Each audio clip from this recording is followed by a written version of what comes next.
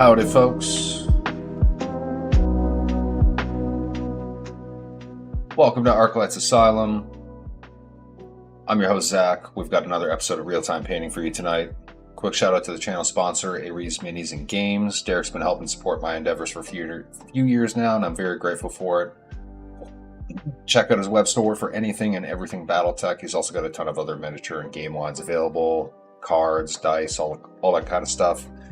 As well as all kinds of hobby supplies. As a Canadian, he is my #1 pick for anything Battletech related from south of the border.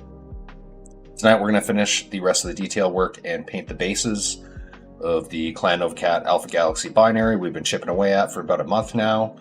I'm very happy to be nearing the end of this project. The next stream on Monday night will simply be the remainder of the basing, which will be flocking and adding various tufts and other vegetation pieces to finish these off. We are very, very close.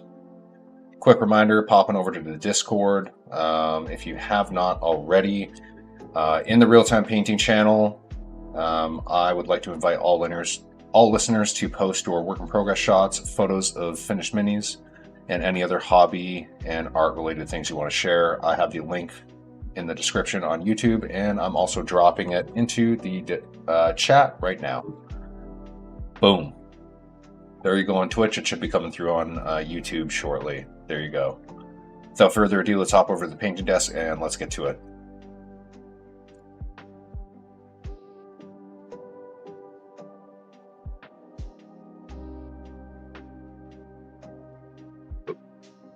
Bump my desk.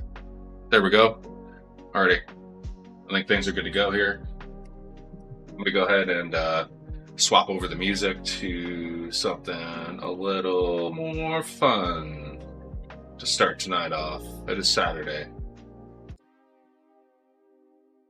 There we go. A little bit of synth wavy stuff. What's going on? Random Extra. Thanks for the follow. Smarvy. Aloha. Aloha Snack Bar. Nighthawks 86. Hello, hello. What's going on? Dewdrops. Happy to see you again as well. Kid's been staring at the slideshow of minis, loving them. Awesome. That's why I threw it up there. I figure the slideshow is a good thing to keep people entertained while they're waiting.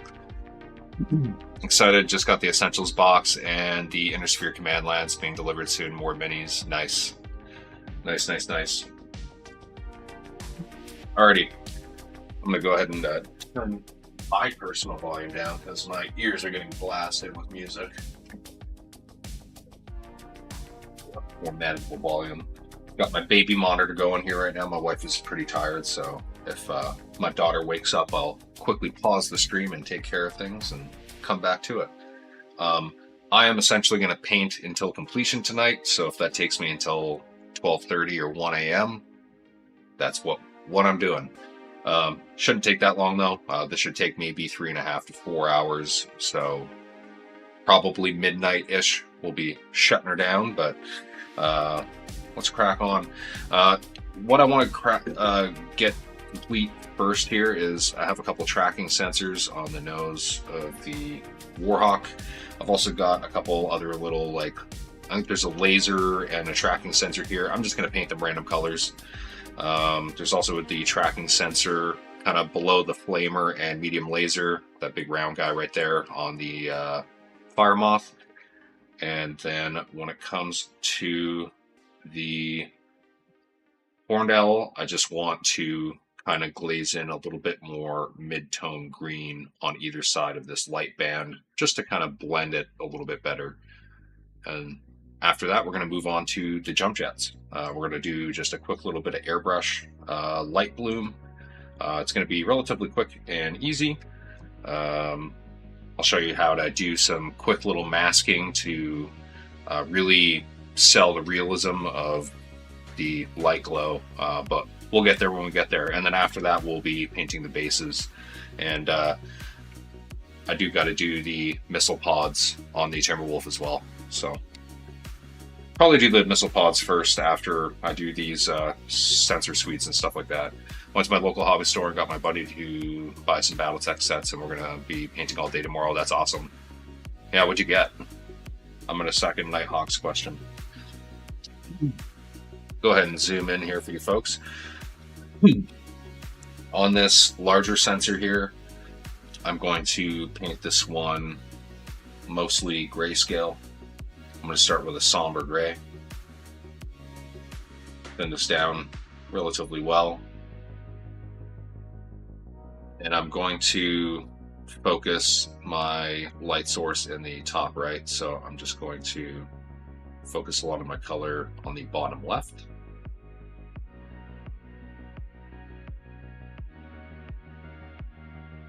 And I'm just kind of doing hard lines here because this is such a small sensor suite. I don't really need to blend per se, because even looking up close, it's going to be very small, short transition areas. So that was somber gray. I'm now applying a little bit of cold gray. It's actually called cold gray. It's just another cool tone gray that is a bit brighter than the previous color.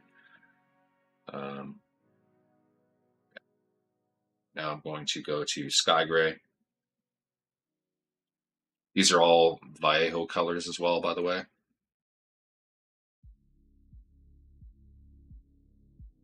I'm kind of focusing in a smaller highlight area here. And then I'm going to go to white gray, which is an off-white. And this is fairly neutral. Focus this down near the corner. Now I'm going to come in with a bit of black ink and tidy this up. Whoops. I messed that up. That's okay. A little bit shaky.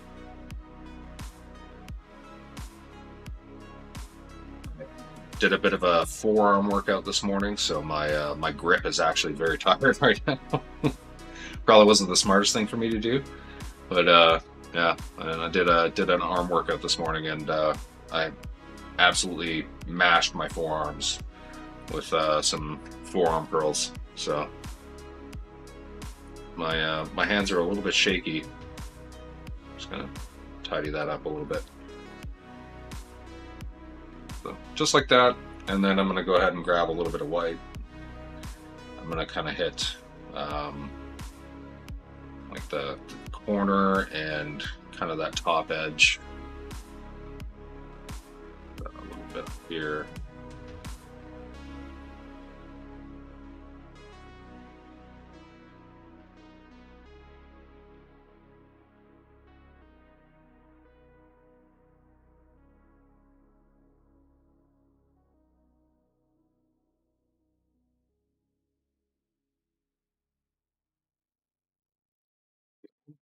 This white gray, I just want to brighten up the highlight corner a little bit more.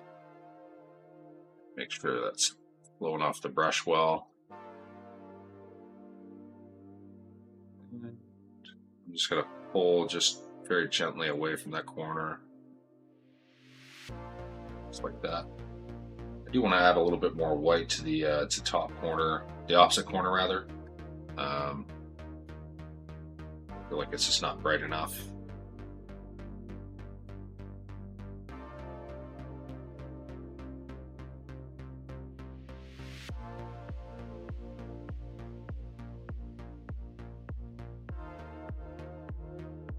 Tiny little one down there.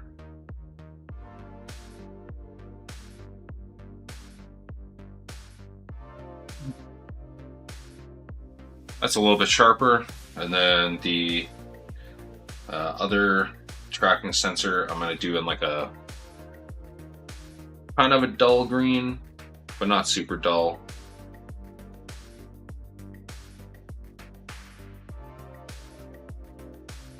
I'll have like a tiny little bit of a bright green highlight in the corner, but the rest of it will be relatively muted. It's a fairly small one, so try to center this a little bit better. Just like that. And I'm just going to grab a ton of, so the first layer was green skin, the second color was goblin green, and this color is snake scales. all three of these colors are from the Army Painter. I'm just kind of focusing this in that corner. This is very quick and dirty. I'm gonna grab a little bit of white ink and get a dot in the top corner. Just like so.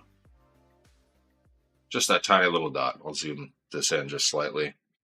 And then I'll take a quick gander at chat because I see there's a lot of activity there. This is just kind of quick and dirty on those two little tracking sensors. Nothing fancy. Just some basic jeweling. I really quite like the green one because there's just enough bright green in there that it kind of catches your eye. But overall, it's a very dark sensor and it just has that bright highlight spot in that top corner. Nice. All right, we're gonna set this fella aside. I'm gonna go ahead and grab the old dasher. I'm gonna take a look at. I'm gonna grab my Mexican Coca-Cola. Got it in a bottle here.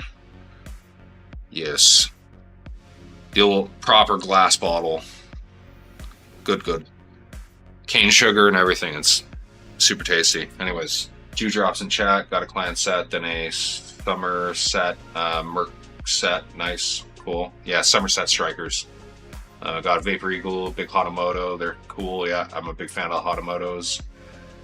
Is that a #1 brush? Yeah, this is a #1 brush. Been trying to do all my detailing with a 3 and forearm workout. Yeah, forearm workout I guess has some funny implications potentially.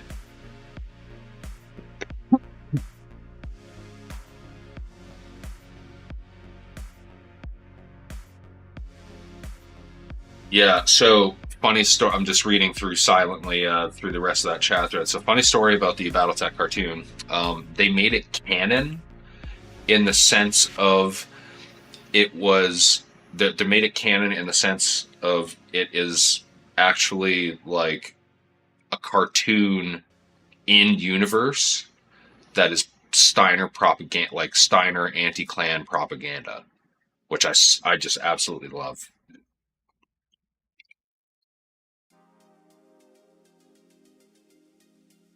It's fun to watch just like once, watch the whole series just to say you did. And yeah, no, and one of the funny things about the series, nobody dies. Not a single person dies in the entire series. Because it's made for kids, and the whole series was just made to sell toys rather. From like I don't think it was Hasbro. It was another game company. I can't remember the name. Oh. No, I'm gonna come in from this angle. This will probably keep it in focus a little bit better. Trying to be a little bit more mindful about camera angles. It's definitely hard because it changes some of the more convenient angles that I paint from. But trying to be mindful. I've gone through a few of my replays and seen a few areas where like I just get way out of focus on the camera. So trying to be a little bit more mindful. Propaganda cartoon is awesome. Yeah, 100%. It's a really cool idea, just add a little flavor to the whole thing.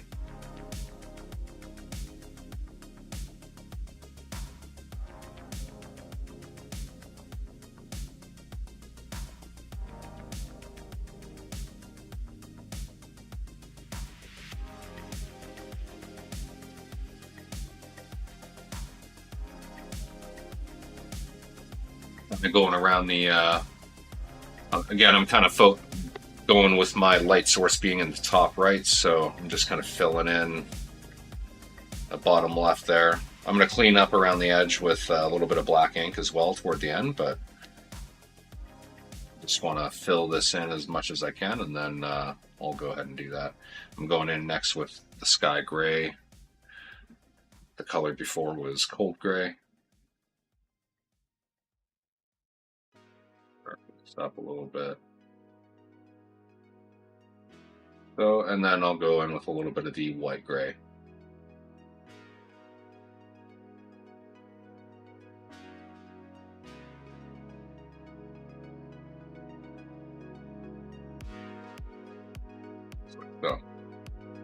And I'll grab a little bit of white ink. Roll off some of the excess on my wet palette there, and positions here. And I'll just kind of tap this in. Whoops. See if I can get this to. Oh, what? That.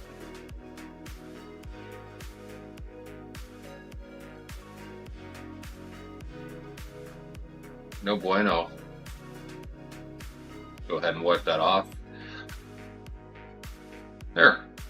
Look at that. Good as new. It's like never happened. I'm just happy I didn't wipe that white on something a little bit more precious, if you know what I'm saying. All right.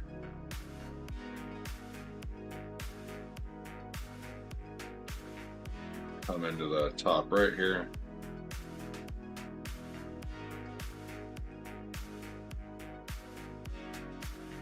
I'm going to go in and clean this up a little bit with some black ink.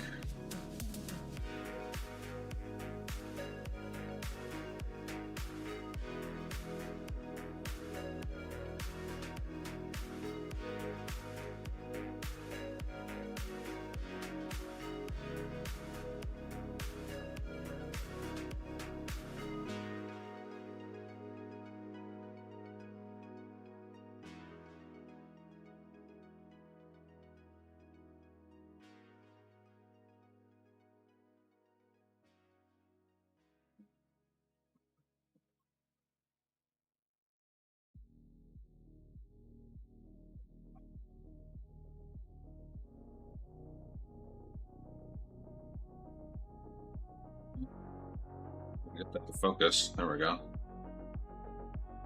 Need to tidy that up a little bit. Go ahead and grab just a little bit of a glaze of the gray, the darkest gray, the somber gray. Pardon my shaky hand with the dasher. I'm just kind of thinning some paint out. I just want to use this transition from the black to the gray.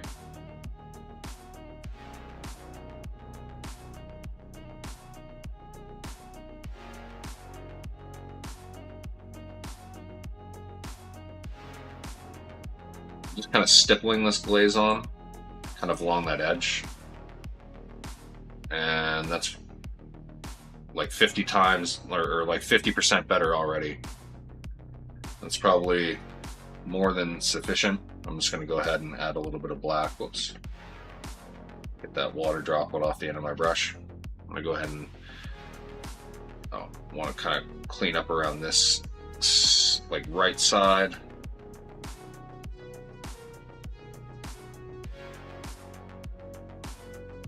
There we go.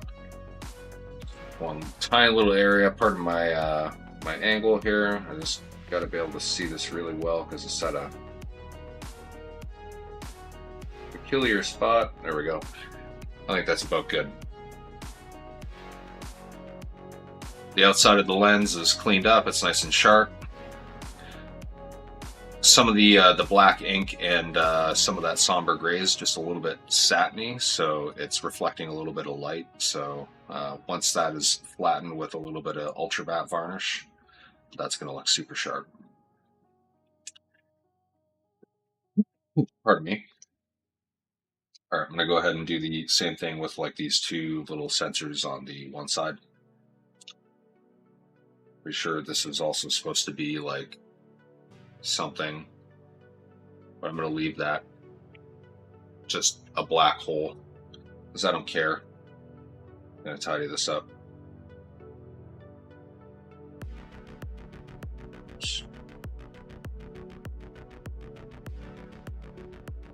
A lot of black ink around there that I didn't really want to get around there, but that's okay. I can always, whatever. This area, and I'll get in there with that grayscale stuff. And the other sensor, though, I'm gonna go ahead and grab a little bit of the green. I focus on the bottom left-hand corner. I'll grab a little bit that was green skin. I'm going to grab some goblin green now and repeat. Again, focusing on this bottom left. And I'll go ahead and grab a little bit of snake scales and really just kind of focus on the smallest highlight here. Just like so. And rinse off my brush. I'm going to go ahead, pardon me, and grab a little bit of white ink. Kind of getting off that excess, and I just want to get like the tiniest little dot on the top right here. Good enough. I'm just going to kind of fix the top end of that. So I want to make this slightly smaller. There we go.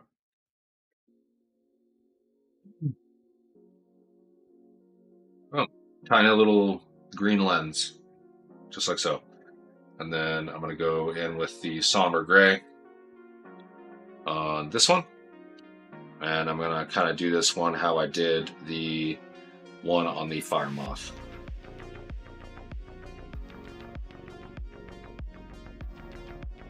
I'm going to go a little bit smaller with the highlight area, just to make things a little bit less obvious. Like, I don't want this to stand out too much. Just quickly working up through those same grays: somber gray, cold gray, sky gray, and white gray.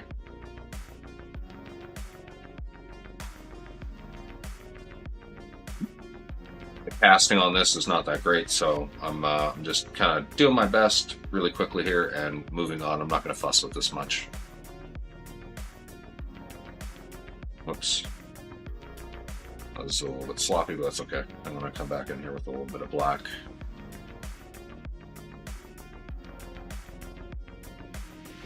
Just like so. And grab a little bit of white ink. Get that little dot. Oh, perfect. Nice and small. Just like so. Good to go. Just like so. Good to go. I'm a poet and I didn't even know it. My rhymes are right on time.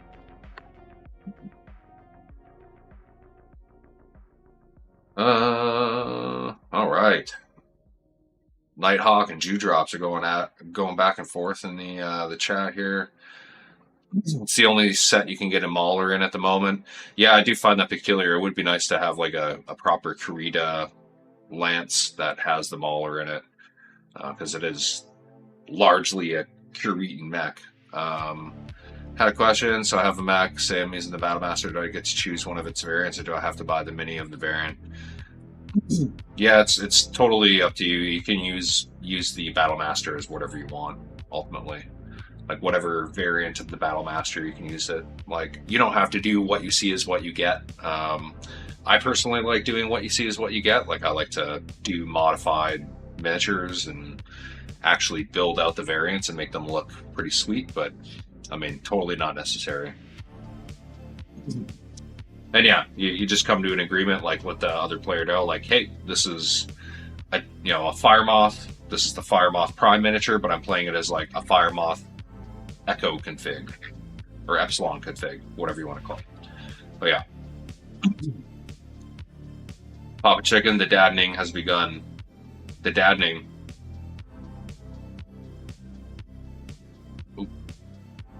In what context are you using the term daddening there, Scotty? I'm curious.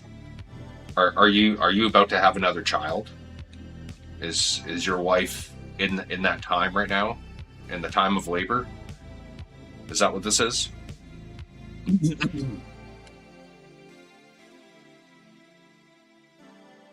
Alright, I'm gonna go ahead and grab the Horned Owl here. I'm just gonna thin down a little bit of the green skin. It's kind of translucent already, which is nice. So it's not opaque. I'm just gonna go ahead and tiny little hair on the end there. I'm gonna go ahead and just lays this on either side of the bright laser.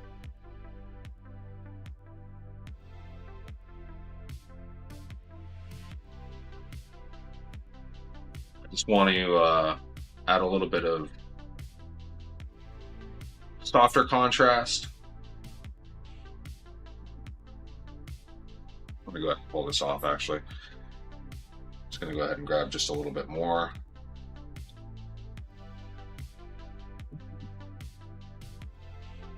Come at it from the top and try to get the concentration a little bit closer to zoom in as well. Get some of this concentration closer to the rear side.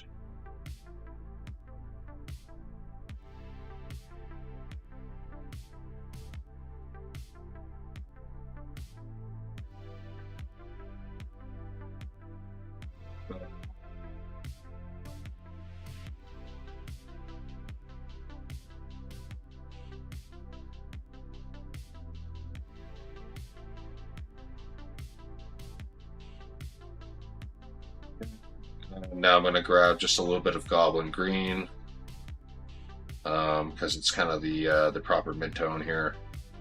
And again, I'm thinning this down to kind of a glazed consistency. I'm going to focus this in a thinner line closer to the really bright light band. Do one more on this side, and I'll focus more like kind of just this first little half. There we go. I think that's about good actually. I think that's much better. It's a bit of a softer blend between the hard light band and the surface around it. I think that's much more realistic.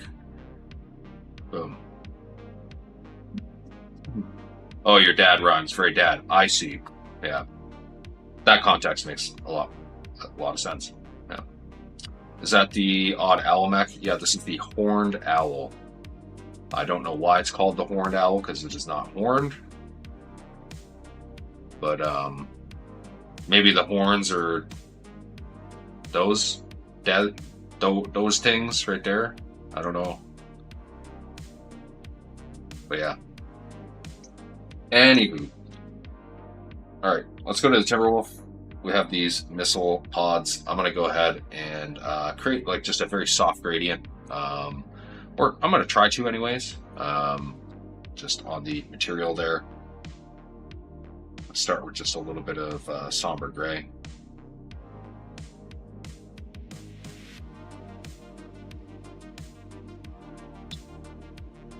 Actually, you know what? I need to layer up with something kind of intermediate first. I'm gonna grab a little bit of charcoal gray. This is like black gray from Vallejo. Boom. Just a single drop on the palette. I want to layer this on first. Then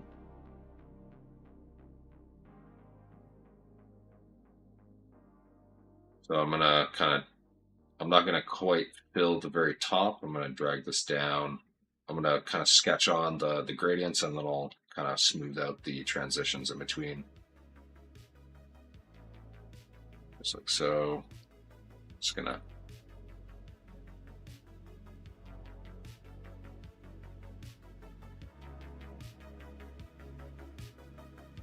I'll have to come back in here and kind of like re-base coat the missiles, but that's okay. I'll probably paint them either red or yellow. Haven't decided yet.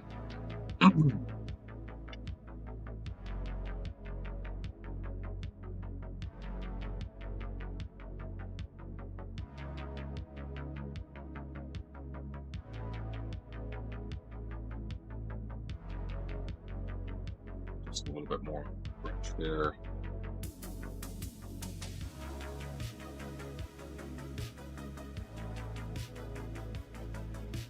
Holding my brush like a 2-year-old, but getting it done. Just trying to move quickly here. pretty good at getting max control on my brush from all kinds of weird, awkward positions that don't really make sense. Just a byproduct of being self-taught and not really having been coached on anything, and also just not really caring enough to hold my brush properly sometimes. The antenna is the horn, yeah, I guess so. That definitely could be the case. Bottoms up.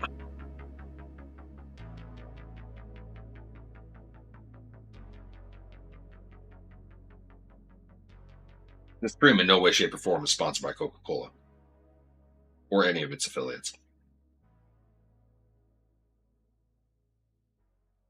Just free advertising.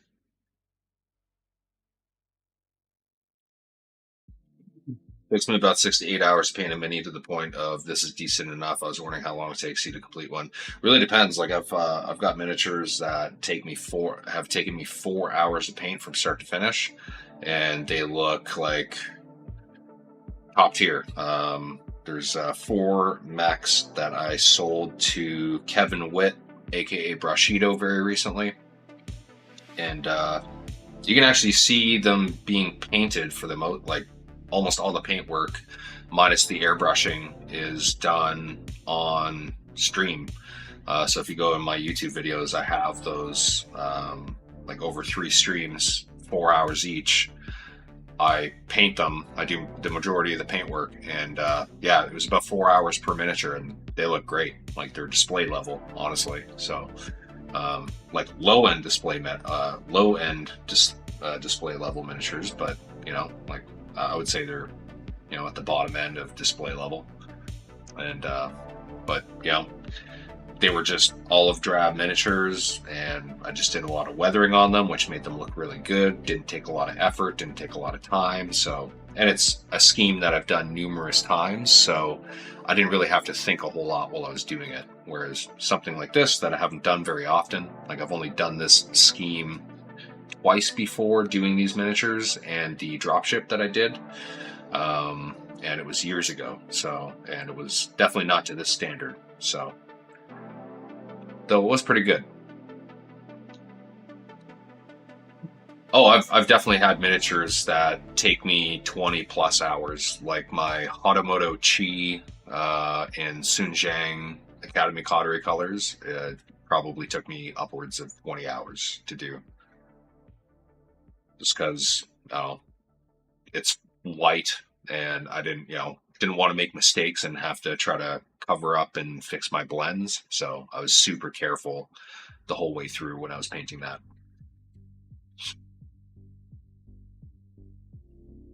I also utilize an airbrush a lot. I don't really, I don't like layering up using a sable brush if I don't have to. But enough talk from me. What was I doing with this guy? I had a plan. Oh, the missiles. Jesus. Jesus, Murphy. Get a grip.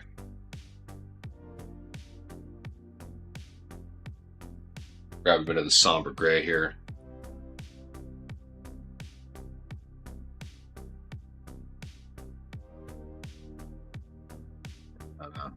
Sketch this in down here.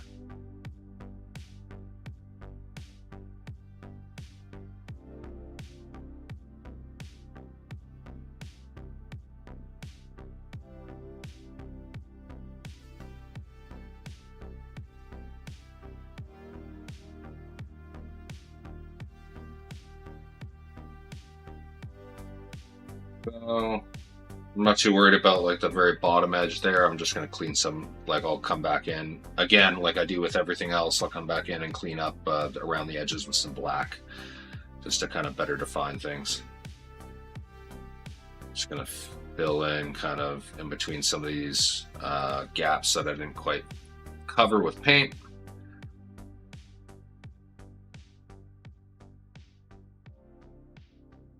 So cool. And again, like these aren't super smooth. I'm just sketching them in. I'm not gonna fuss with them too much just yet. I'll kind of ease some of the transition. I'll leave these as kind of like a scratchy, non-metallic metal blend. And yeah, that'll be that.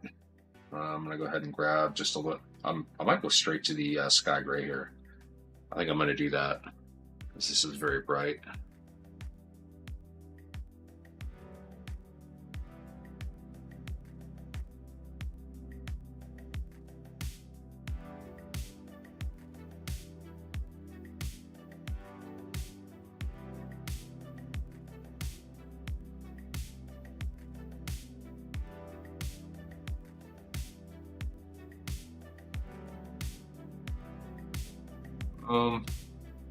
It's pretty rough right now. So again, we're gonna tidy this up shortly here. I'm just trying to create like a very firm zone for where I want this color to kind of start and end in like full saturation. Oops. And I will just ease the transition between them. Okay. So again, fairly rough right now, but that's totally fine. We're going to come in first. I'm going to first do the blend from the charcoal into the somber gray.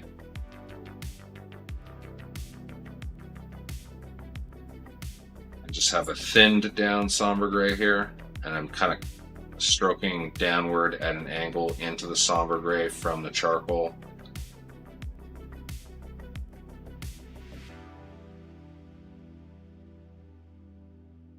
Kind of doing it on both sides here.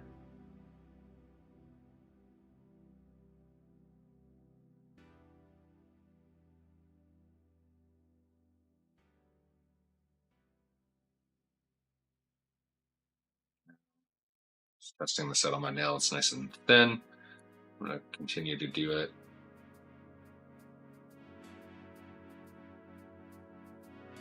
I like to test on the nail like that because it's very easy to tell if something is transparent or opaque, because it's a clear nail with a, you know, I'm a white boy, so I've got a nice bright background behind my nail bed there, so it's really easy for me to see if this is transparent or opaque. So when I'm glazing like this and just trying to ease a transition, it's a really good way for me to just confirm the consistency of the stuff I'm about to use.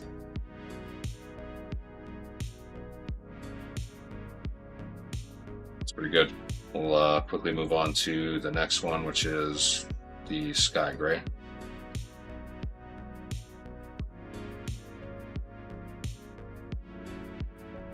Yeah, we're about good there. We'll have to start a little bit higher up here.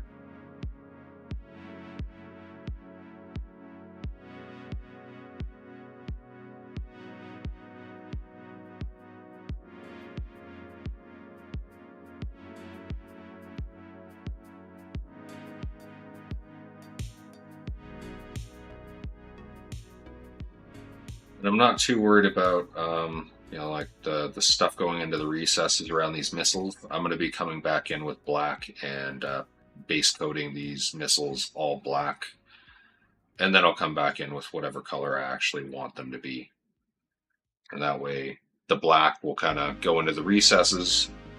I might even put like a very thin wash over this, like just with a little bit of acrylic wash, just to fill those recesses as well. But we will see. I'm going to grab a little bit more of this. Yeah, it's a good glaze consistency. Glazing is a bit of a tedious process. Just is what it is. I do find that having the right consistency and not loading up too much on your miniature at the same time is definitely a good thing. It helps to save you some ass pains. I'm just going to blend from a little bit further up here.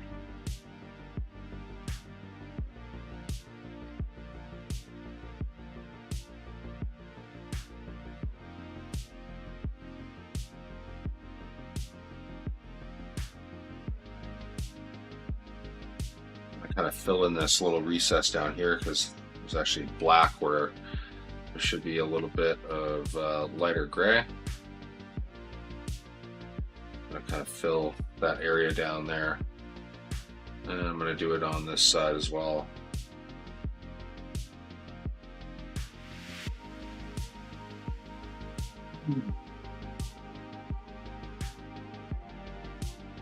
Going to kind of sharpen up the edges down here. Part of my my hand, it's kind of killing the focus of the camera, but this is really the only angle I can attack this from.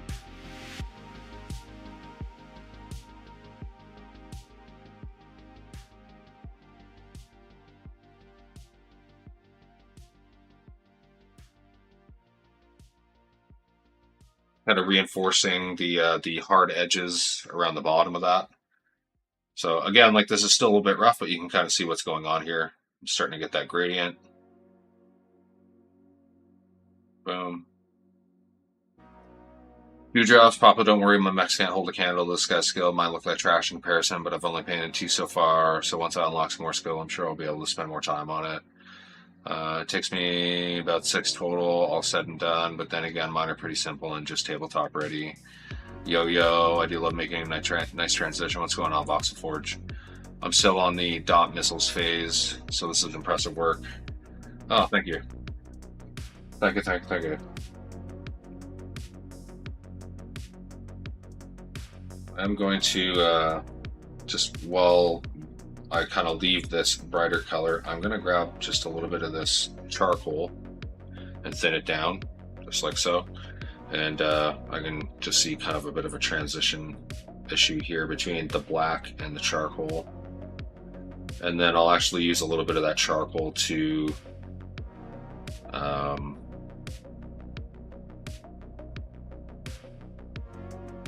smooth the transition between the somber gray and the charcoal. One thing that's nice about darker colors is they affect lighter colors really easily, so it's a good thing to keep in mind. It's always easier to darken something than brighten something. So in that keeping with that principle, I'm going to grab a few of these colors again. I'm going to grab some somber gray, thin it down, part of my hand position. That's pretty good. And I'm going to use this to ease the transition between my sky gray and the somber gray.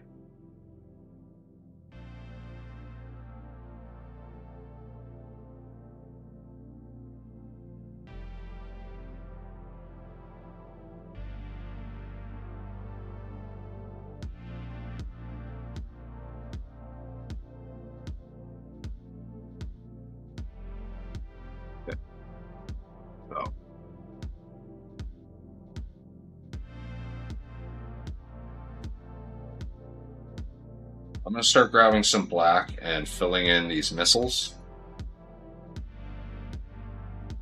And then I'm going to clean up around the edges. I'm most likely not done blending here, but I think what I need to do is paint in these missiles and clean up around the edges so then I can see just how much work is actually left to be done, because unfortunately all these recesses being filled with different concentrations of brighter and darker colors is kind of throwing off the whole balance of this thing. So I want to kind of plot everything in black here. That way I can get a much clearer picture as to how this actually looks. And this is going to help break things up into kind of its component parts.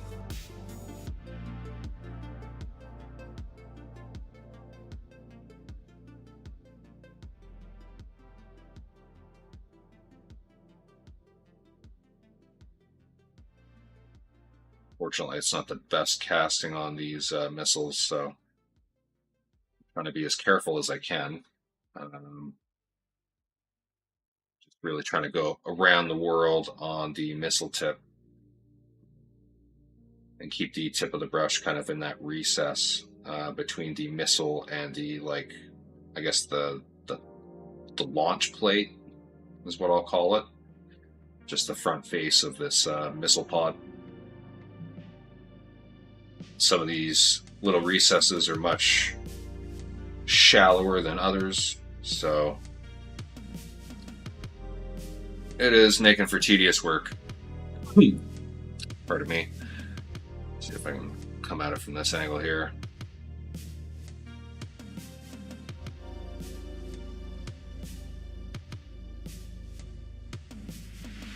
Transition is actually looking not terrible. There's actually not a huge amount of blending left to do, which is kind of nice.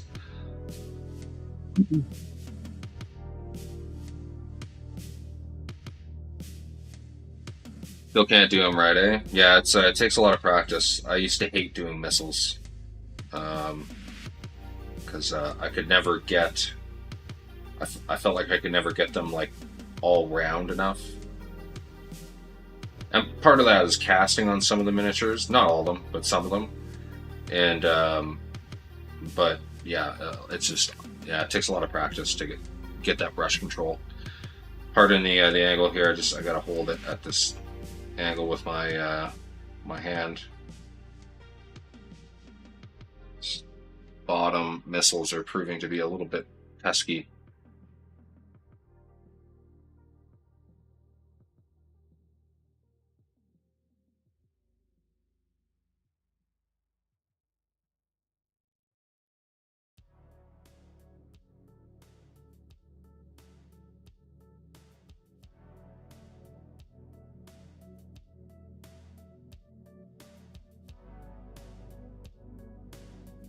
Okay.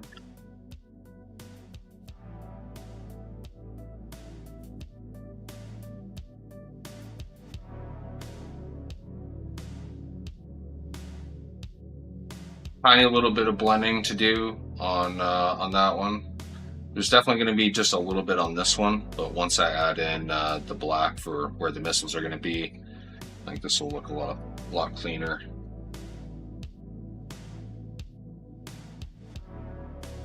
I'm going to start off on the bottom ones here, I think.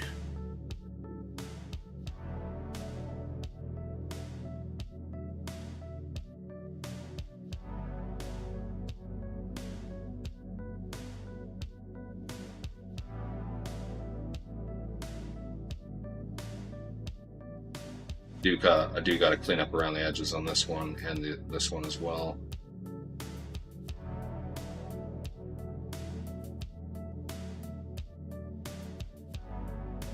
A little bit too much in that bottom corner, but that's okay.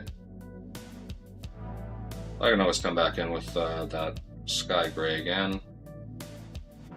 And just reinforce a couple of the areas that I got black on that I didn't want to.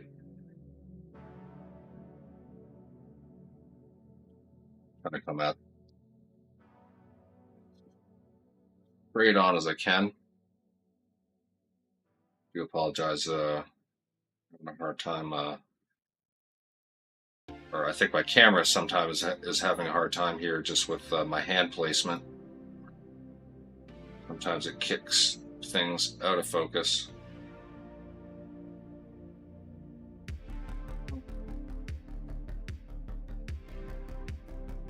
Too much.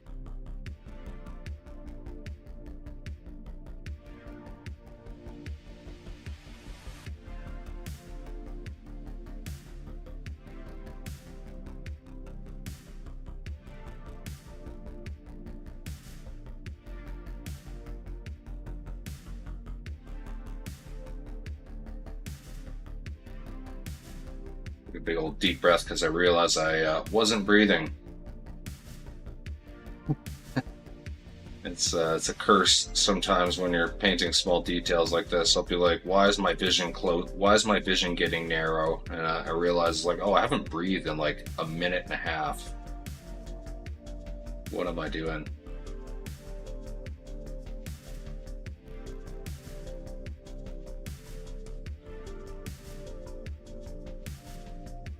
Bottom. edge here with the black.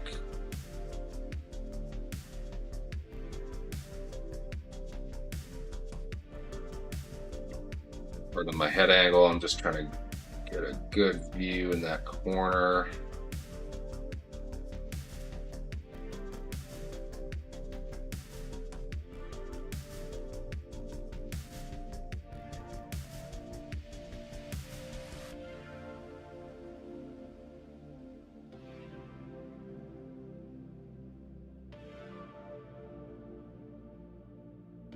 A lot sharper. Still a tiny little bit of cleanup to do on a couple areas, but looking good. I'm going to go ahead and repeat the process on this side, just kind of sharpen up around the edges.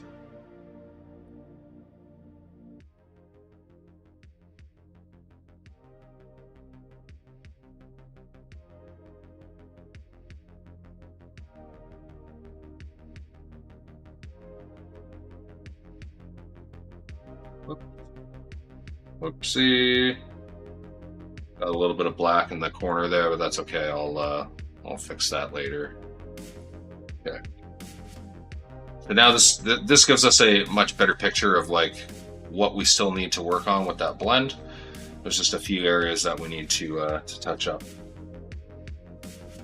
I'm gonna come back in with just a little bit of this sky gray and just kind of feed this into the corner here.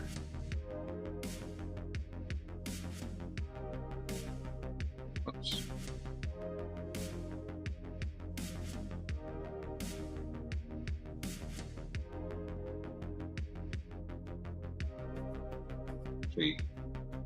Get this corner opaque again. I'll have to come back in there with the black, but that's okay. I don't mind doing that.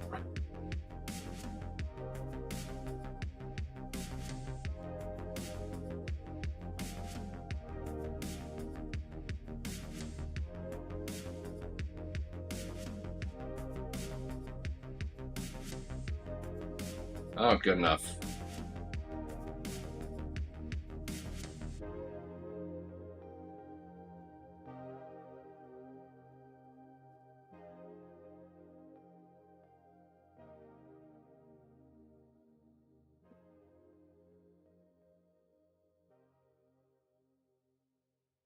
A couple missiles here I need to tidy up just a little bit. That. Okay. I'm gonna grab just a little bit of somber gray. Sending this down on my palette right now to a glaze consistency. Okay. So what I'm going to do is I'm going to turn this so I can get it at this angle, and then where the sky gray is, I'm going to start there and just kind of pull across into the somber gray.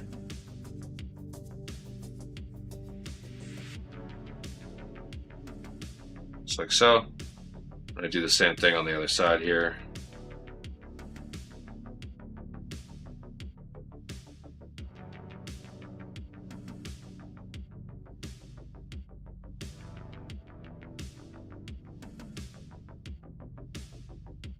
Easy. Oops. Ah. Here we go. A little bit better. And then I'm going to go back in with a little bit of the charcoal. I'm going to thin this down again as well to a glaze consistency. It's pretty good. And we're going to come into the areas where there's the somber gray, and we're also going to kind of hit over these transition areas with the charcoal.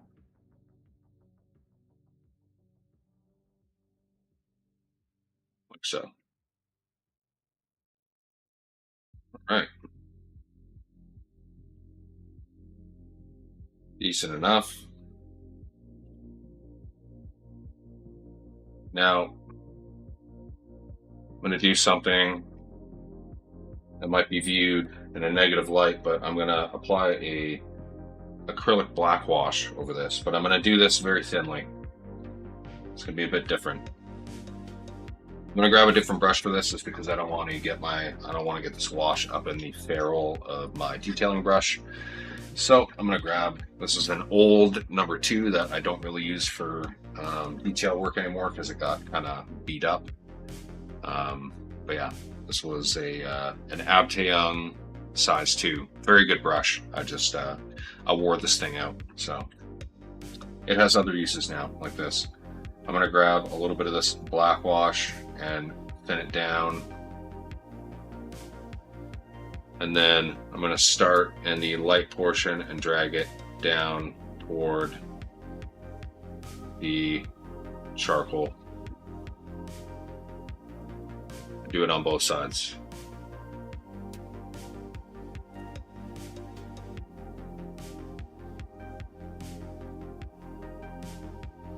Edge highlights are really easy, just don't use the tip of your brush.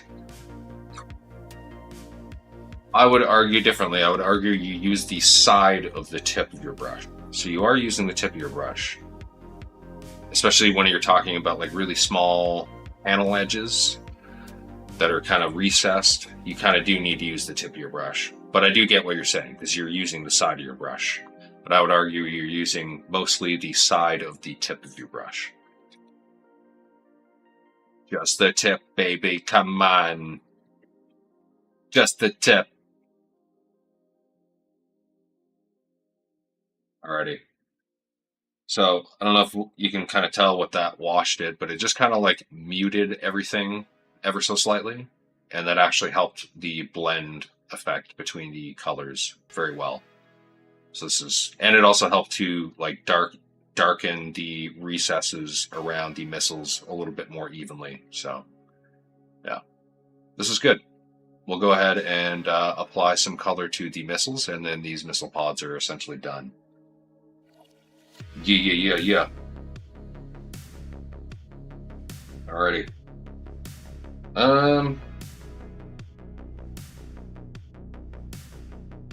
Simply because it's a very good contrast. Am I going to use red? I might just use red. I think I'm going to use red. I'm going to grab a bit of chaotic red. It's just an easy color to use. And at this point, I kind of just want these guys to be done. Don't need to overcomplicate things when it comes to painting missiles.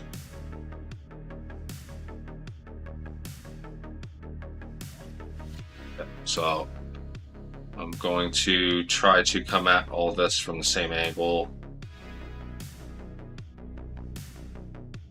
Kind of head on and top, like on top. I need to really thin this down a little bit more.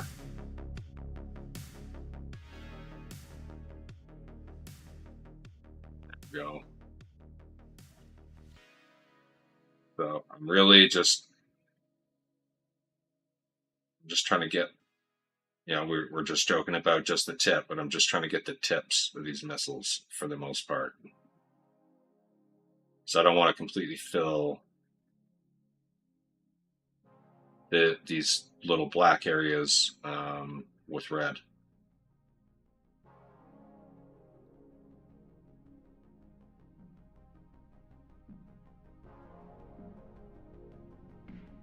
Starting off with a very, very dark red here, so the transition between the gray and the black to the red is not as obvious, but when we move into the next two colors, it'll become a little bit more obvious. Gotten one missile pod complete here, we're going to move on to the next one.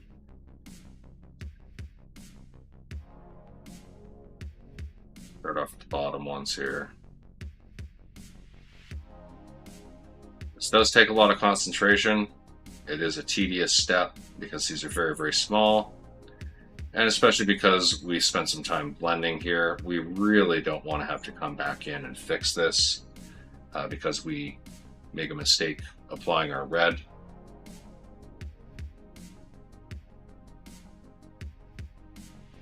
So taking extra care.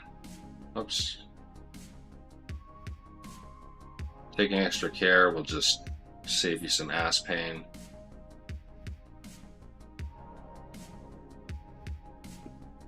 There's certain things that just, to me, are not worth going back to touch up, and when you've already completed a blend, I would rather just really take my time and not rush doing subsequent steps in and around those blends.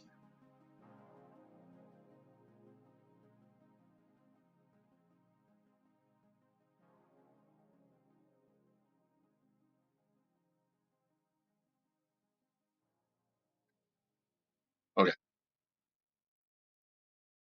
that's pretty good. Working on a quick MRM pod design, something to attach to a mesh quickly. Nice. My edge highlights are garbage, but I'm getting better at them. But I don't use a #1 brush. I'm using a #3, so it's kind of hard. Yeah. Yeah. Definitely invest in a good #1 and a good #2 brush. They go a long way. Alrighty. I'm going to go ahead and grab the next color, which is going to be Dragon Red. And then we'll go with Pure Red. I'll quickly get those colors out, actually.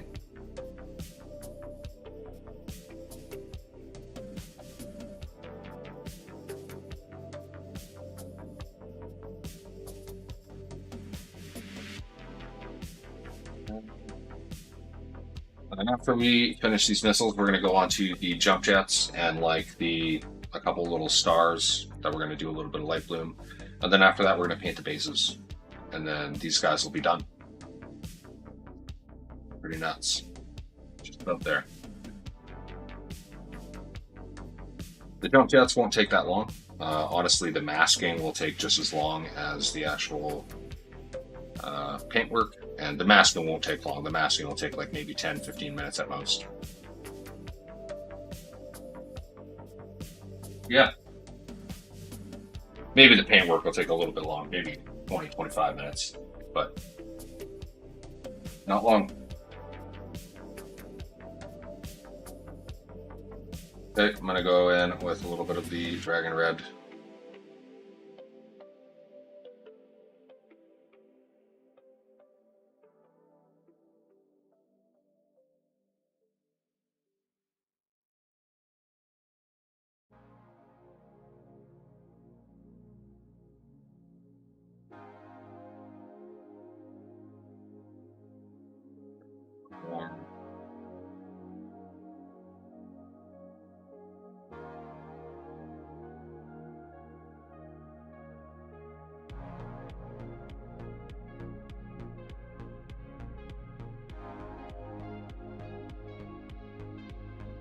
Got like a little hair that's stuck to that missile pod. There we go. Plucked it off with the tip of the brush.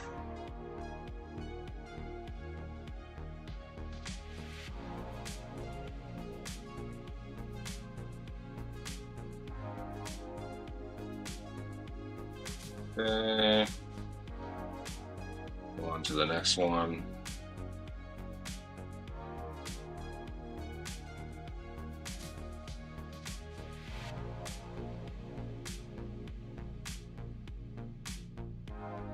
It's a relatively translucent layer of color, but this really just helps to build the intensity of the color for the subsequent layers.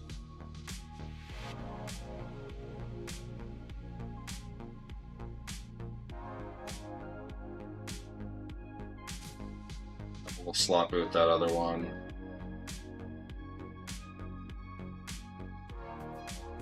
Be a little bit more careful. There we go.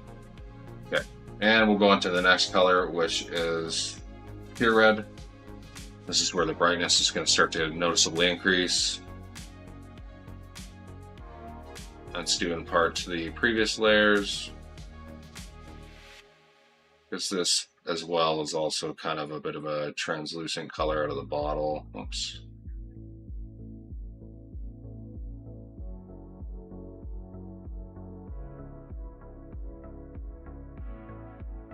And then the final color that we're going to put on, which is Evil Sun Scarlet, is fairly opaque. And that'll really kind of just be on the very tips.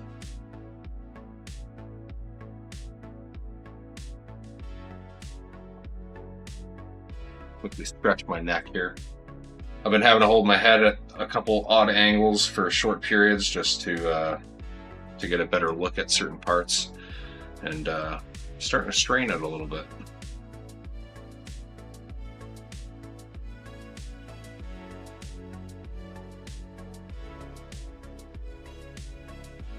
Unfortunately, I herniated a disc in my neck about 15 years ago when I was 18. You can do the math. Doing jiu-jitsu and it got spiked on my head.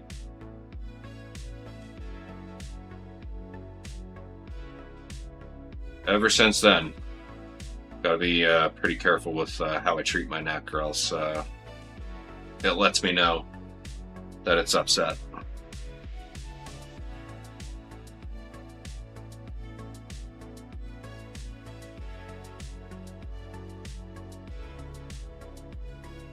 I'll reinforce a few of these.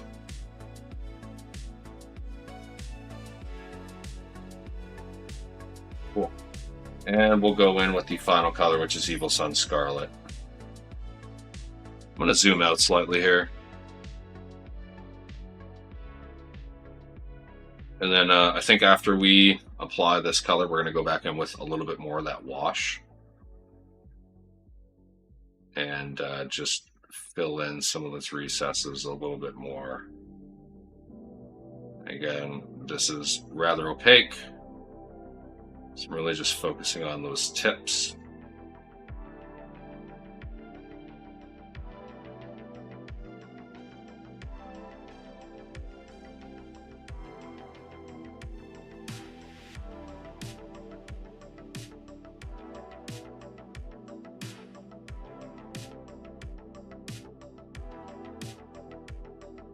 Repeat the process on the other side.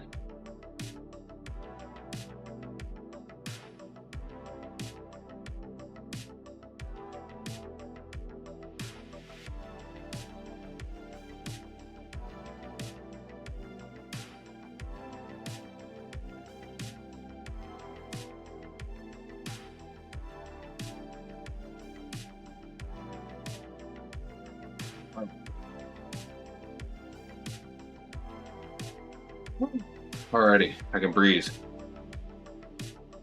Again, I'm going to come in with a bit of this wash, and I'm just going to focus it toward the top side. It's fairly thin down.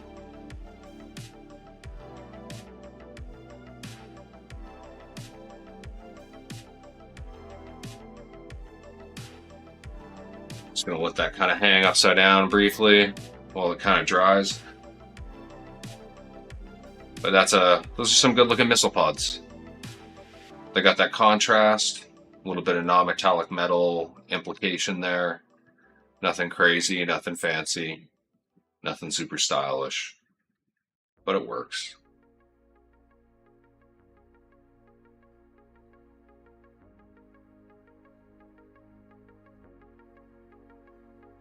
Letting the wash dry a little bit. I wicked out a lot of the excess. I just want I want a lot of the excess that's sitting down in that recess to kind of settle a little bit more before I put this thing upright, because I don't want it to run out of that recess and then leave like a tide mark or a coffee stain. So I'm just going to hold it like this for a minute and have a sip of my Mexican Coca-Cola.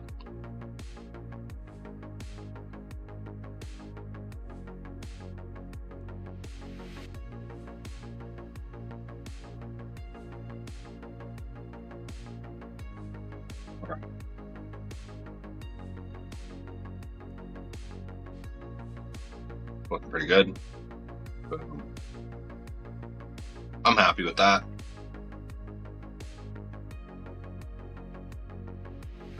Okay. So jump jets. We'll separate out the mechs that do have jump jets. I'm not going to do... Maybe I will. I was going to say I'm not going to do all of these with light bloom, but I think especially this one, just because it does kind of look crappy, I think I will. Pouncer, definitely need to. Conjurer, definitely need to. And Vapor Eagle, definitely need to. Okay, so these other 5 mechs I'm just going to set off to the side. However, Vapor Eagle, Conjurer, Pouncer, Blackhawk or Nova, and the Horned Owl, they all need a little bit of attention when it comes to light bloom for the jump jets. So there's a few ways you can do this. You can just free ball it and not do any masking, and it looks fine. But for certain areas, like down here, I don't want any light bloom to be above the jump jet port, because the jump jet ports are angled down, and there just would be no realistic reason why any light would, or any super intense light would be showing up on there. It would all be directed downward for the most part. So I'm going to do just a little bit of basic masking over top. I'll show you how I do that. It's very simple. And yeah, for the Pouncer, I'm pretty much just going to I'm just gonna do little spot highlights, because these are round, so it's gonna kind of create like a haloing effect around that round area. On the Conjurer as well, I'm going to mask just kind of like the top areas of the top jump jet ports, and yeah, and maybe just a little bit down off the sides, and then I'll go in with the airbrush and reinforce a few of these areas that we did last stream. The Nova, I'm just going to do basic light bloom. I don't really care. This kind of looks like crap on the back side of this thing. And then this guy as well, I'm going to do a little bit of masking over the tops. So I'm going to go ahead. We're not really going to be utilizing the wet palette for a little bit here, so I'm going to close the lid. I'm going to clean my detail brush. I'm also going to put the end cap over my brush to keep it protected. I'll put these away for a second. I'm going to grab a little bit of my masking putty. Also get some sculpting tools. This will just help with shaping.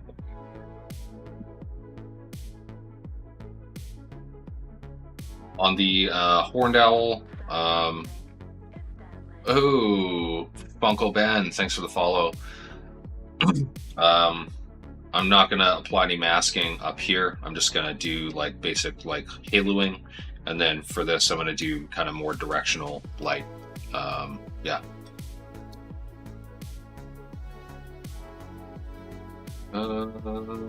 Papa Chicken, someone's, oh yeah, we already talked about that one.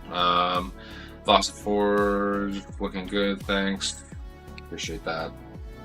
Just taking a look at the chat, making sure I'm not falling behind, too far behind. You don't need a lot of this stuff. Oops. It's kind of like silly putty. That's almost what it feels like, in a way.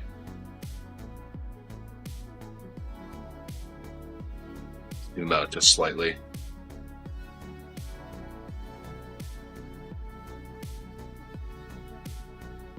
Just going to kind of put this across the top of the back of the Vapor Eagle, like so, because I want the tops of these. I want the tops of these jump jet ports to remain color free. I'm going to kind of just push up. I'm using just a little silicone sculpting tool.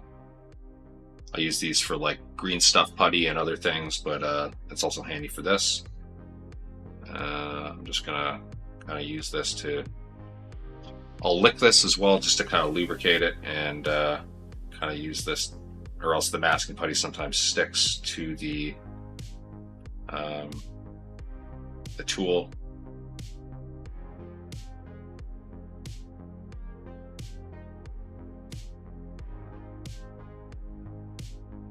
to get this to cooperate a little bit on the edges here. There. I think that's about good. I don't really need to fuss with that too much more. I'm just gonna kind of wedge this into the corner a little bit so it's just a little bit more secure and stays there.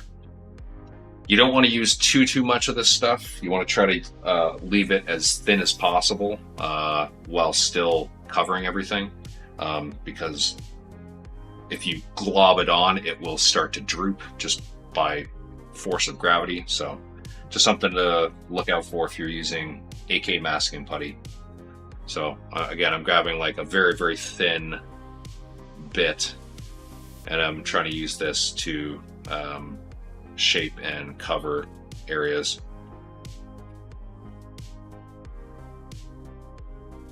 We'll do this one down here first. Stick it on there as best I can, and then just kind of pull that one around, and I'll push that over to the side.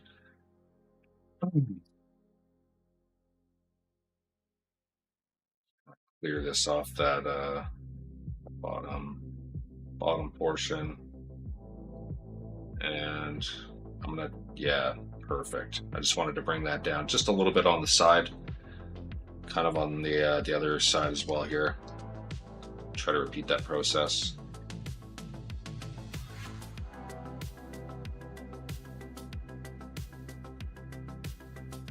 Good enough, I think.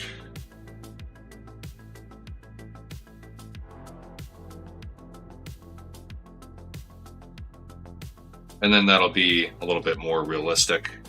You know, there's going to be a bit of light bloom on the top of the housing of the very lowest one. And then, you know, but probably wouldn't be a lot above that. So I'm going to go ahead and repeat the masking process with the other side.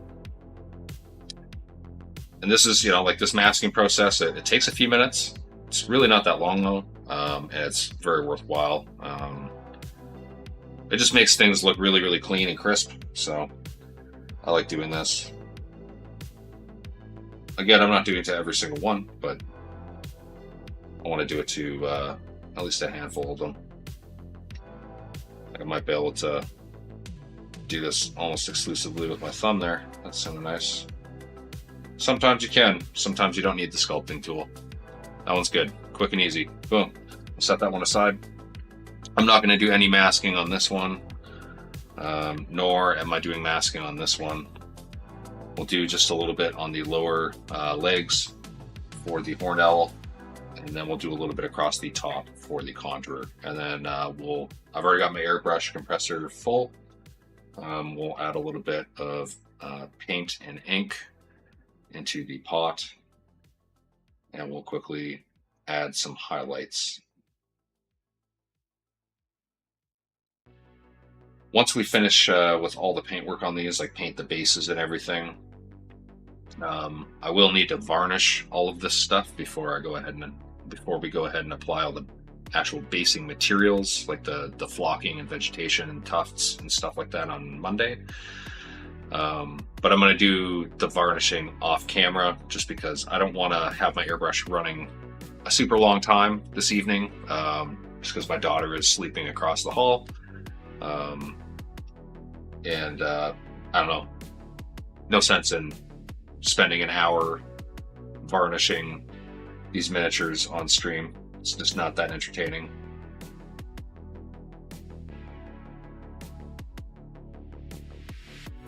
So I'll probably do that tomorrow at some point, just in the afternoon or in the morning or something, whenever I have time. Take like a 45-minute to an hour session and just quickly do it, and let them cure overnight.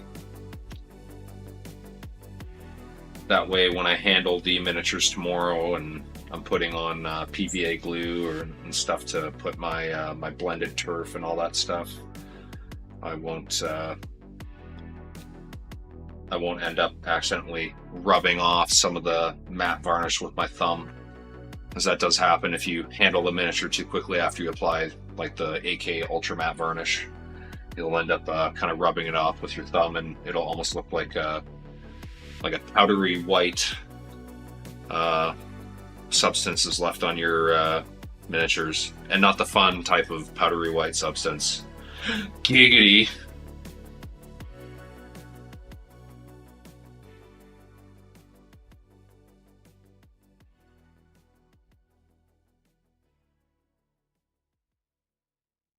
Oh, Cindy Star, what's going on? Got my Eris Mini and I really like it. Got it primed with black gray, white zenithal. Probably gonna oil wash it, deep brush on, varnish over base coat, or run it through an airbrush.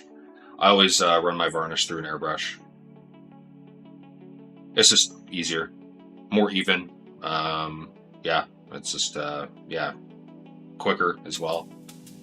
And I don't really like if I apply gloss varnish and then I want to do like matte varnish afterward, like if I'm using the gloss or a satin to protect and then I want to apply matte afterwards, I just make sure that I didn't apply it in a very heavy layer and that it's actually like just dry to the touch, not tacky or anything like that, and then I'll just apply the matte varnish right over top.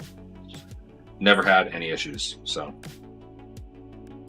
just kind of using my fingernail right now. I'm gonna grab the sculpting tool again here, just for the side a little bit.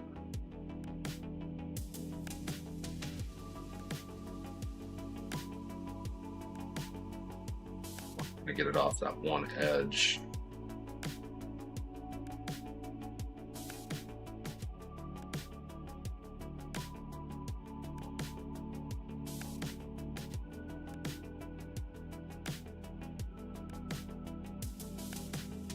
Try to make this the end or the edge of this masking as even as possible.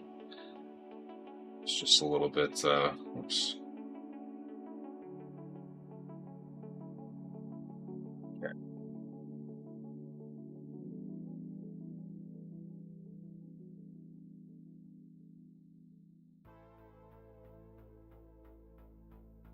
As you can see, I'm pulling that masking putty like very thin over top of this.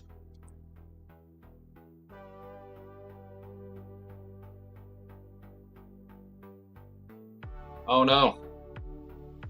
Accidentally plucked it off. That's unfortunate. That happens sometimes. It's not the end of the world. Or is it?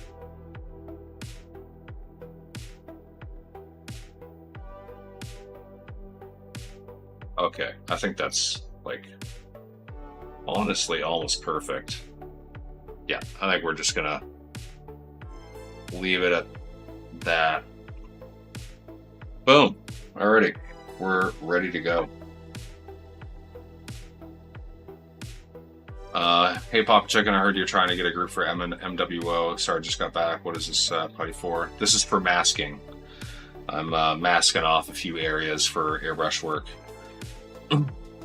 Well, so to correct you there, Dewdrops, I'm the one who was looking to potentially get a MechWare online group together, but Papa Chicken did express interest in it as well.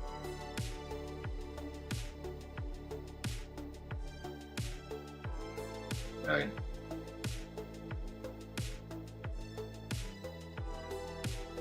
So I'm gonna get a couple colors prepared here, just kind of shaken up.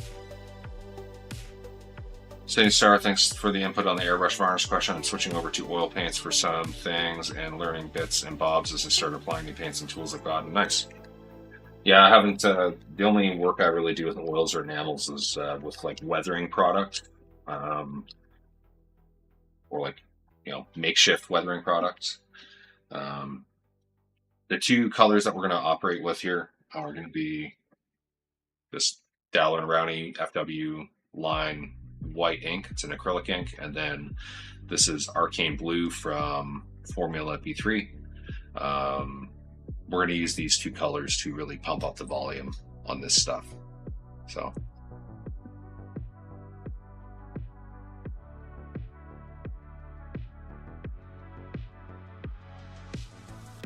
I'll start with the Horned Owl.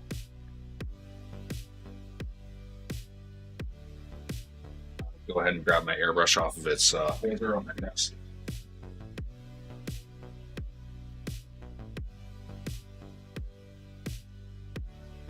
take off my headphone for a second here. I just want to check these limits. Want to make sure that I'm just checking my needle to make sure there's nothing crazy dried on it. Seems like a little bit of stuff. I'm just going to make sure that this is nice and clean. Bear with me 1 second, folks. Grabbing my airbrush cleaning stuff.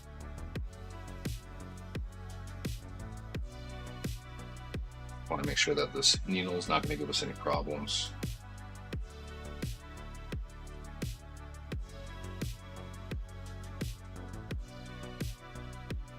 There's just a little bit of stuff dried on it, but not anymore. I'm going to go ahead and pop this back into the airbrush.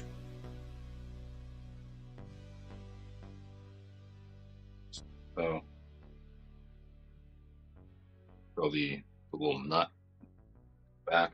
I'm going to put my thumb at the back of the needle. This is just to make sure it stays seated all the way in the nozzle. I'm not applying a lot of pressure to this though. I don't want to like force the needle into the nozzle and ream it out. So I just want to apply a very gentle amount of pressure just to make sure it stays seated all the way in. Make sure that's just tight enough. Doesn't need to be like super cranked on there. On. Boom. Get good airflow. Gonna go ahead and throw just a tiny little bit airbrush cleaner in it. Just creating a little bit of a backflow to force just a little bit back into the channel. And I'm just gonna blow this out into my cleaning pot. Nice and clean. Okay. I'm going to grab a glove, just as a precaution. Also kind of keep some of the paint off my hand. Also going to grab a piece of acrylic paper, acrylic palette paper, I should say.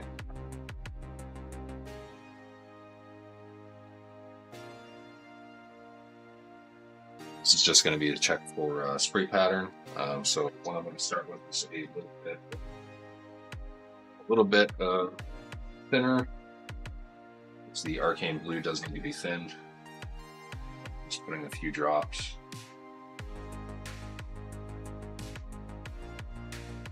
Just a very, very tiny amount here, so you can see. Literally just a couple drops. I'm also going to add just a couple drops of flow improver. Probably like 4 or 5 drops of flow improver. That came out very fast. That's totally fine. Already kind of mixed this up. I'm going to grab a few drops of this, just a few drops to start. 5. Then I'll mix this up.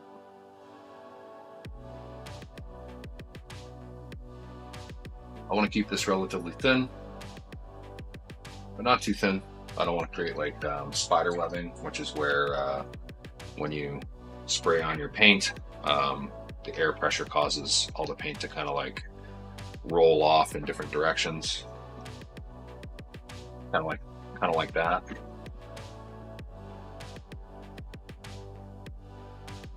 That's spider webbing. Just like that. But so I'm getting pretty good spray pattern here.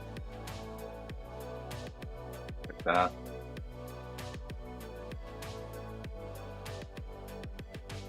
I'm just going to come in here. I just want to test to make sure that where I'm trying to aim is where I'm actually aiming.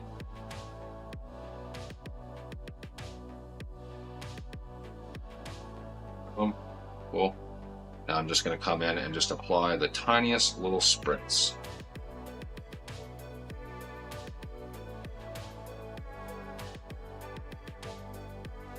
Got a little bit of a little bit of a clog there.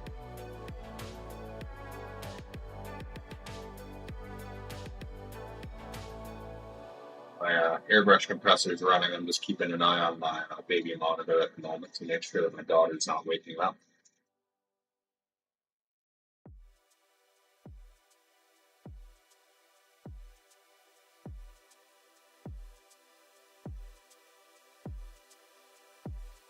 That's not the greatest consistency right now. I'm just gonna set that up a little bit better. No, it's just a little bit too thick right now, or thin right now. I'm just gonna dump just a wee bit out. Just a single drop of this mix. I just want this a little bit thicker.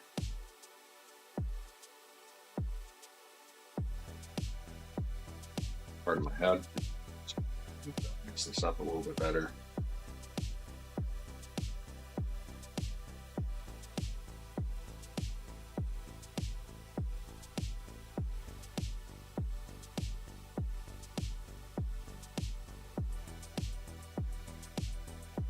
Okay, I think this is a bit of a better consistency.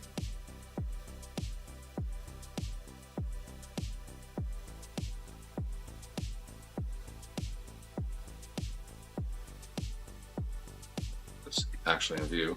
Let's focus here.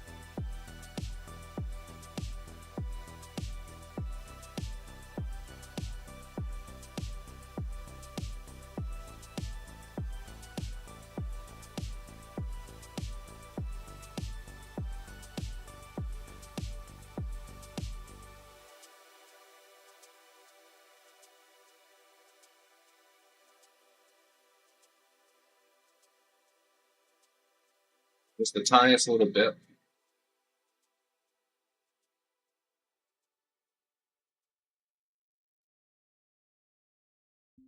Make sure I don't have anything sitting on the tip.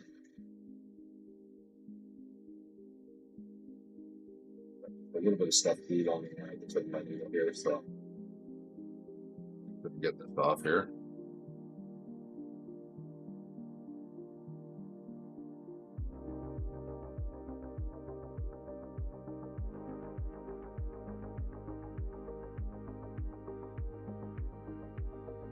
There we go, a little better. Reinforce the legs here.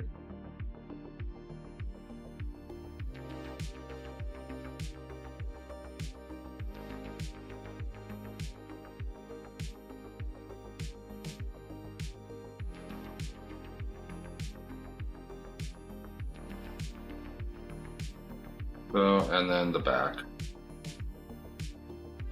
Ooh, that was a little bit of spider webbing.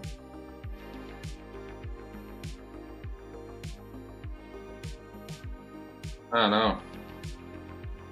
Not exactly coming out how I would like.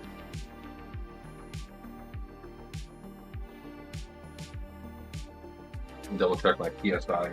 It's a little bit too high. I think it is actually. Yeah.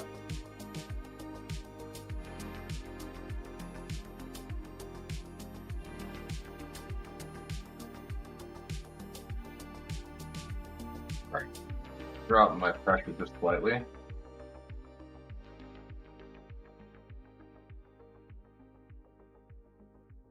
little bit better.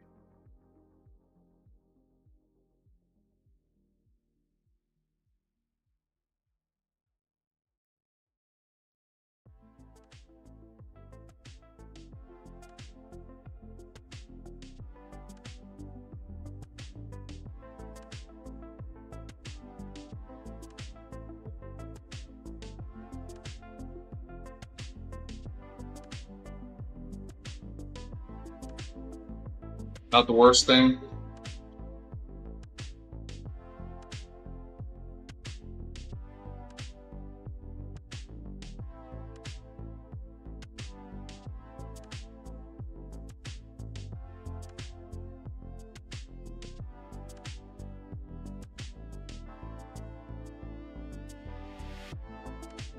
I've been doing camo for my Merc unit.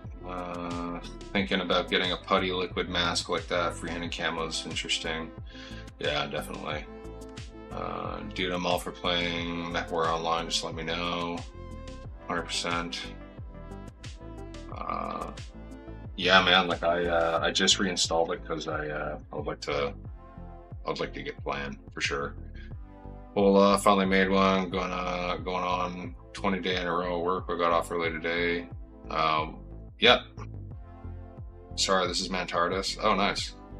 What's going on, buddy? Working on the same things we've been working on.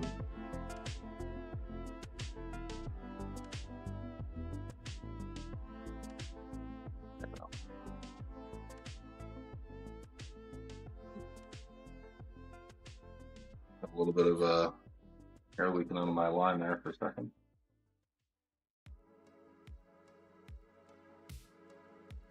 Come back to this.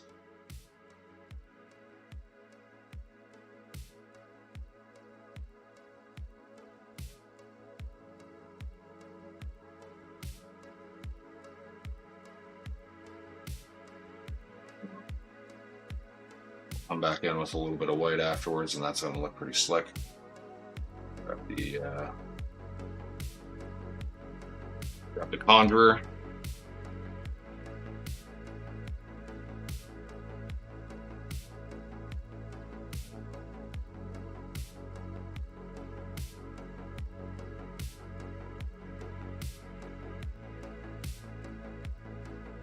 Like so.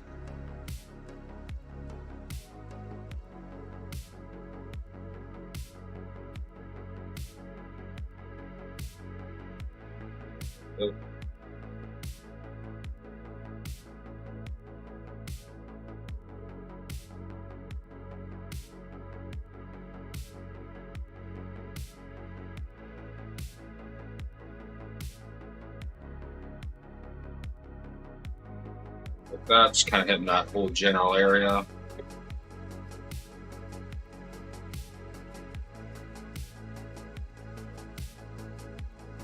And last but not least, the vapor there.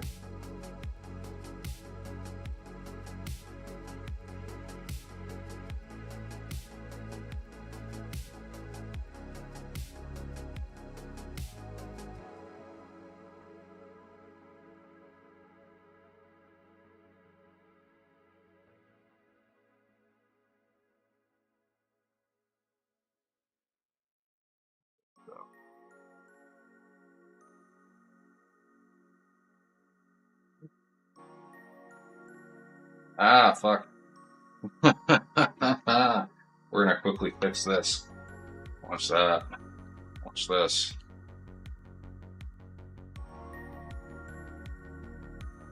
That was not ideal.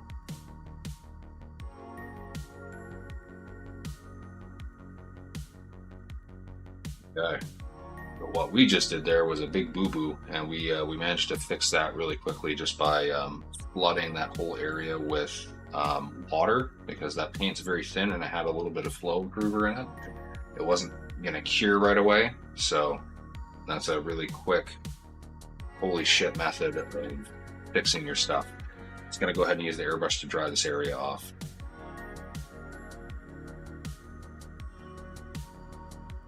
Okay.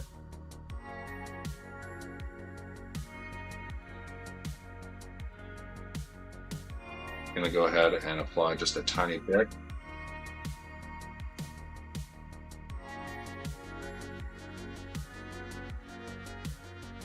And there we go. That's better. Okay.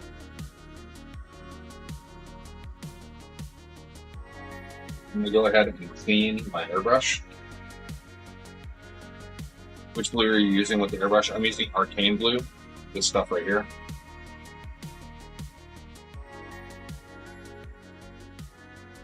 Go ahead and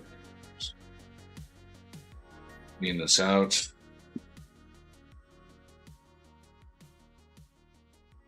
Use my, this is just water, by the way, this isn't actually Windex. Just like using the spray bottle because it's got a bit of pressure. Doing a bit of backflow flushing with this.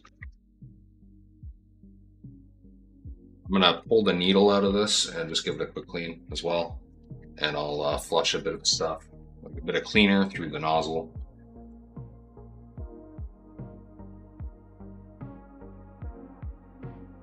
I like to do a bit of backflow flushing right here, just because that pulls a little bit of the paint. You can see that's tinted a little bit blue now.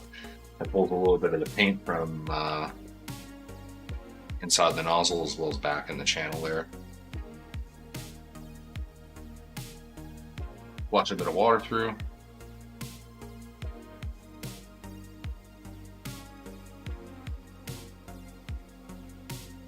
Okay. Pull this out. I'm going to do this the right way because we have fresh paint in here. I'm going to push this out the front. I'm going to loosen that nut off and push that through. I do this because I don't want to pull it back and pull paint back through the airbrush. That's just not good.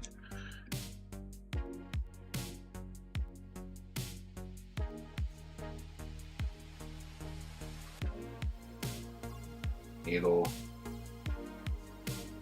So good. It's nice and clean. Nozzle. Go ahead and flush this.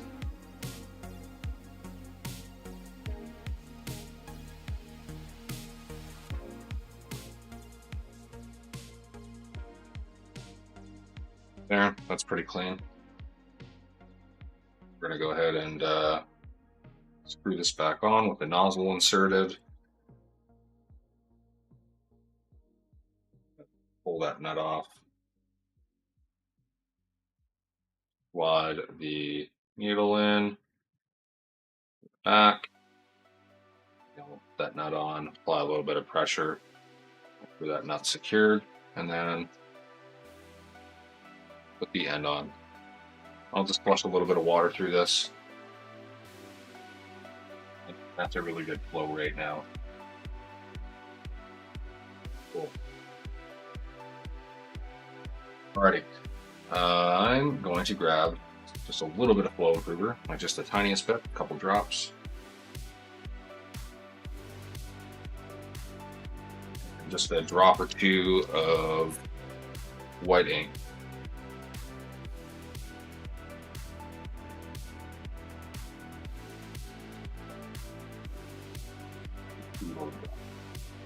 Three little drops.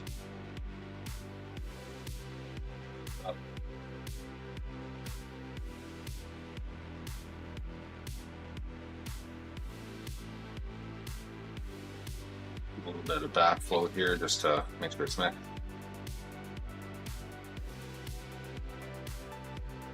Getting good flow, and I'm just going to tap.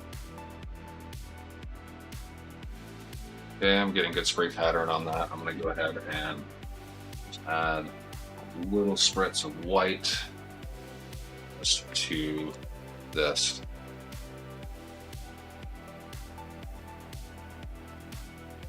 Just the tiniest bit.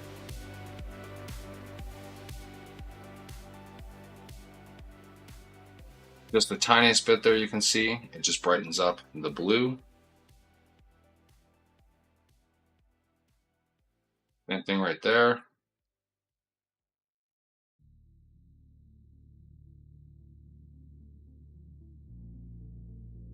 I did one in each of those ports.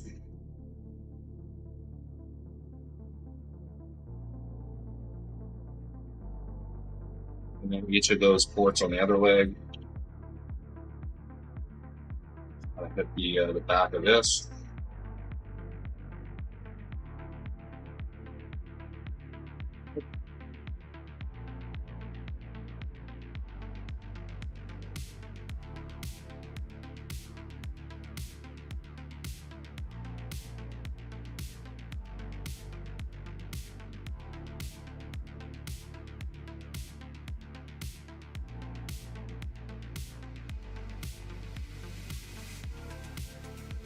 Again, just quick little touches of white on those ports. That really kind of adds to that haloing effect.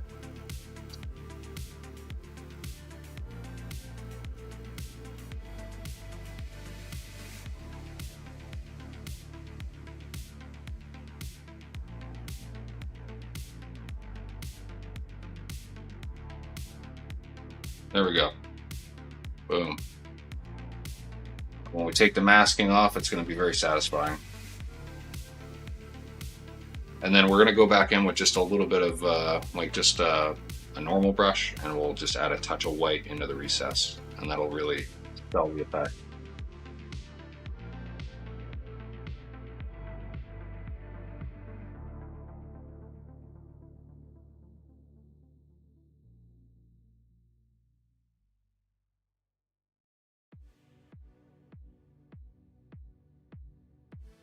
Okay.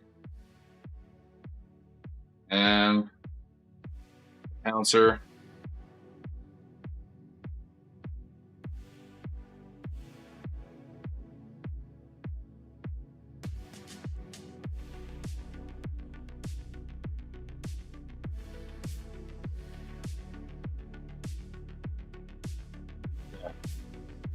Done.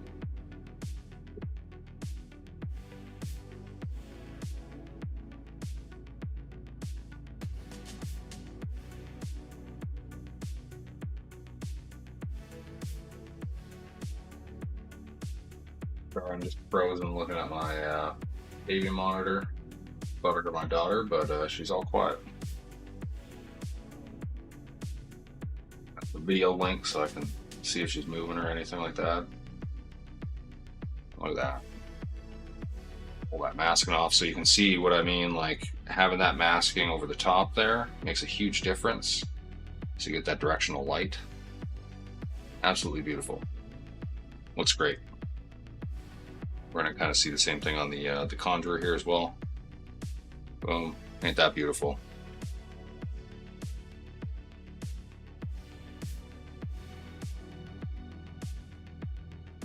Again, on the legs of the horned owl.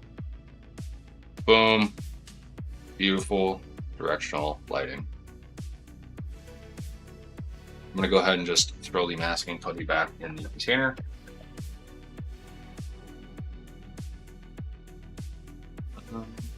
Pop a chicken after having only done basing past for the entirety of my hobby time today. I'm beginning to think maybe my terrain disc was a little over the top. Go big or go home, as they say, I guess. Yeah, 100%. You're doing that for photography, right? There, Scotty? See my daughter. See my daughter stirring. She's moving. Oh, it's good because we're almost done with the to have it kick back on. I just want to quickly get a little bit of light bloom on some of these areas. So I'm gonna test on my thumb here. Pretty good.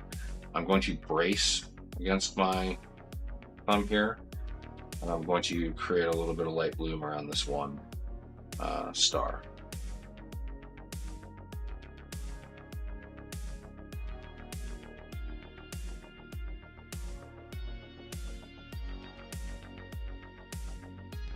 Like so. I'm going to see if I can do it on this one as well.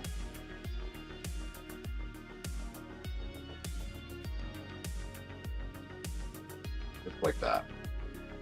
So it just adds like a nice little bit of glow effect. Pretty slick. I enjoy it. The Warhawk's nice because it has these big panels, so it's really good and easy to do. There is the Timberwolf. Has one that I wanted to do because I kind of messed up the pre-hand on it, so I wanted to kind of cover it up a little bit with this.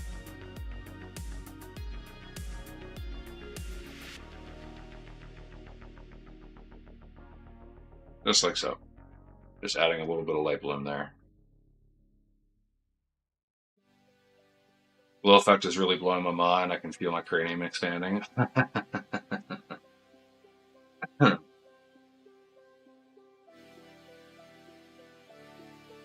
I think that's about it. I don't really want to do it on any other of the mechs.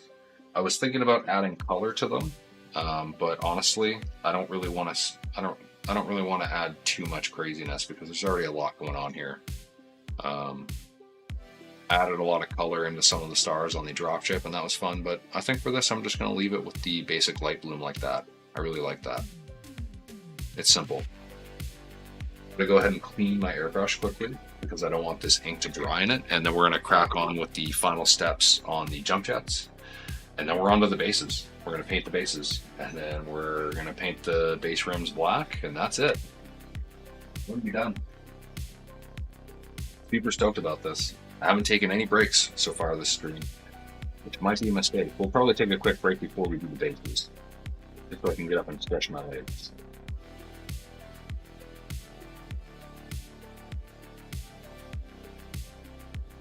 And wipe out the excess ink. And this is like this process I'm going through is how I clean my airbrush every time, essentially. That's basically what I did previously. I'm just going to go ahead and release that nut. Oh God. Saying I'm going to go ahead and release that nut is very, very dirty implications.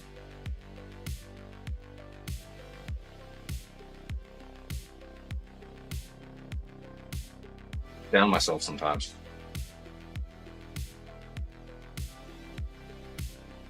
And that is a nice clean needle now. You don't need to use cleaner unless like your paint is sticking on. If you can get it all off with water, just use water. There's no need to use actual cleaning chemicals unless you have stuff kind of sticking on. You have a little bit of for it in the main body of this, but that's okay. Go ahead and flush my nozzle. So the tip, that tiny little tip in there on the spray bottle is the perfect size to fit inside the nozzle here, just by happenstance. I like using that to kind of force water through the nozzle and flush it. Very handy for that. I'm gonna grab just a little bit of cleaner and throw it on my well, I just want to make sure this needle is extra clean. I was just noticing a little bit of a white film forming after it started to dry, so just want to make sure it's extra clean.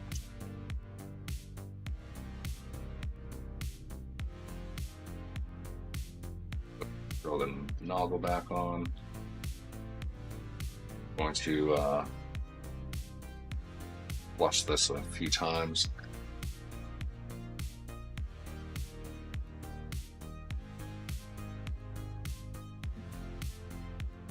Flush that.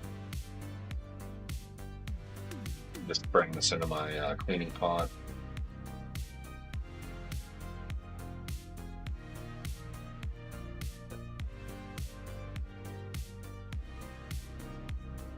Add my needle back in. I'm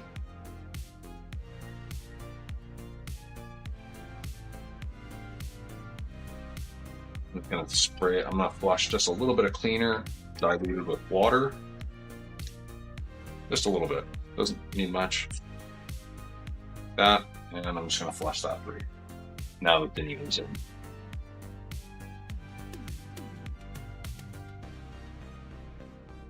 Okay, beautiful.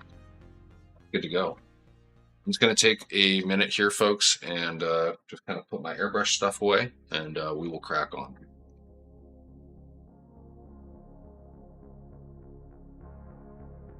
Actually, you know what? Let's take our break right now.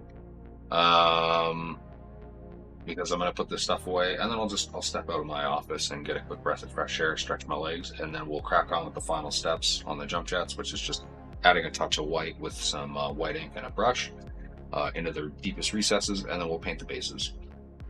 Let's take like a solid 10 to 12 minutes. It is 10:24 right now. Let's go until 10:36. See you in a bit, folks.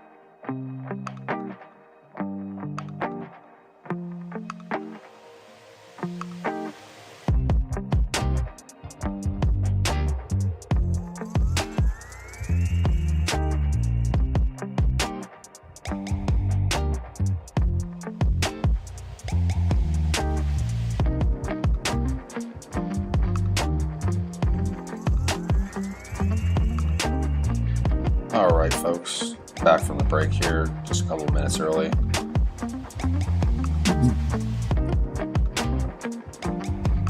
Sound clip. Not sure what you mean by that there, man TARDIS. Listen man, the fact that you knew what you said immediately just means we're on the same level.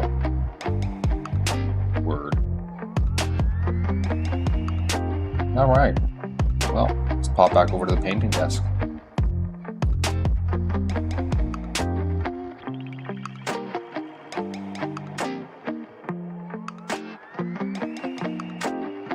Down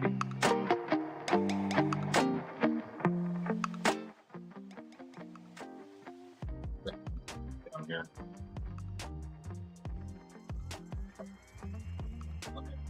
Pull off the lid. Go ahead and grab that number 1 detail brush. We were referring to the nut you were dealing with, Raj. Tracking now. But my daughter went back to sleep, so that's good. She woke up briefly and started crying during the break, but before I could get to her room, she stopped. Probably just a sleep cry. So those are a thing.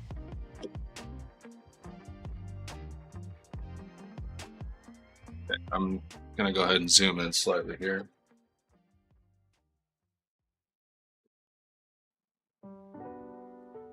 On this one, I want to central dot, kind of go around a little bit, just like so.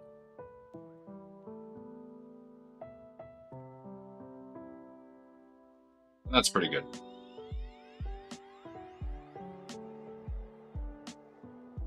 Really tough to be a tiny human.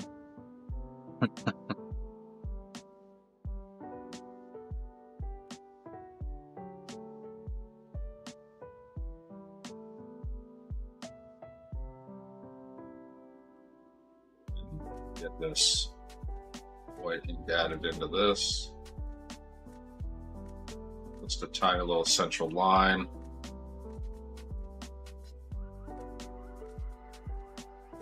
So, kind of what we did last stream. This one we're just being extra gentle to be as light-handed as possible.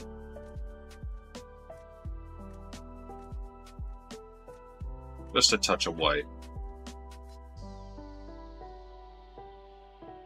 Just like so. And those are looking good.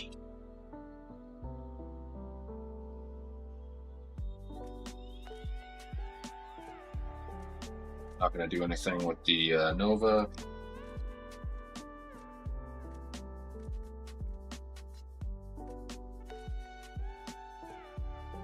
Honestly, I don't think I need to do anything with the Vapor Eagle. The jump jet ports look pretty good. I think same thing with the Conjurer. Don't think I need to do anything there. But those are good to go. Alrighty. It says all your base are belong to us. And grab the other number 2 brush I was using previously that I used to use for detailing, but it's too beat up now. We're going to go ahead and start grabbing the color that we're going to be using on the base. We are starting to run out of room on the wet palette, but that's okay. Throw down a good amount of the chocolate brown. Also some Formula P3 Bloodstone we're going to use. I'm gonna throw down all the colors here, I think. Bloodstone. Is Monster Brown. The Army Painter. The darkest brown there is chocolate brown. This is the Monster Brown.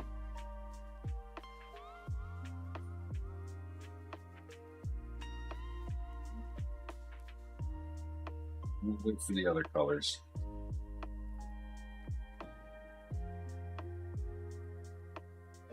So, grab a good amount of water here. I'm just going to start adding this onto the base. It doesn't need to be super even, but I do want to try to not get this all over the feet. It's really my main thing here. And I'm going to try not to get it all over the base rim as well. It's just less to clean up at the end.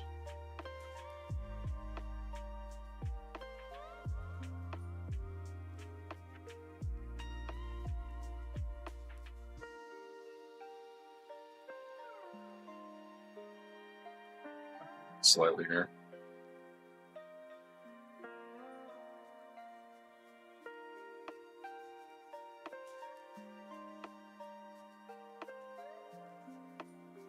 I'm going to keep this paint fairly wet because I'm going to very quickly, after I finish this, I'm going to grab a bit of the Bloodstone and Monster Brown, and I'm going to kind of wet those down a little bit and dab them onto a couple areas of these bases, and they're just going to kind of wet blend on their own very naturally, and then I'm going to let those dry as is. And then we're going to come in afterwards with some other colors and do a bit of washing and dry brushing. And I'm making sure I'm getting even all along those edges. Okay, now I'm going to go ahead, soak my brush with a bit of water. I'm going to grab a bit of the Bloodstone. It's a very reddy brown. I'm just going to throw it on a few different areas. Doesn't need to be super even at all. In fact, having it even will kind of take away from the overall look. A little bit more by the feet. And then I'm going to grab a little bit of water and the Monster Brown. I'll add a little bit of the Monster Brown to a few areas as well. Kind of all over. Oops. A little bit of the brown on the foot, that's okay.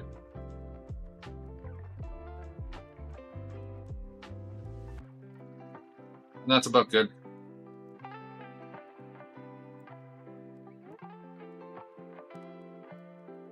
Go ahead and set that guy down. Grab the horned owl, and we're going to repeat the process. Again, load up the brush with water, grab the chocolate brown. Make sure you cover everything. Because the base is already black, essentially, it's just going to add to good deep shading right off the hop, especially because I'm thinning down this chocolate brown quite a bit. It's not going to be completely opaque in every area.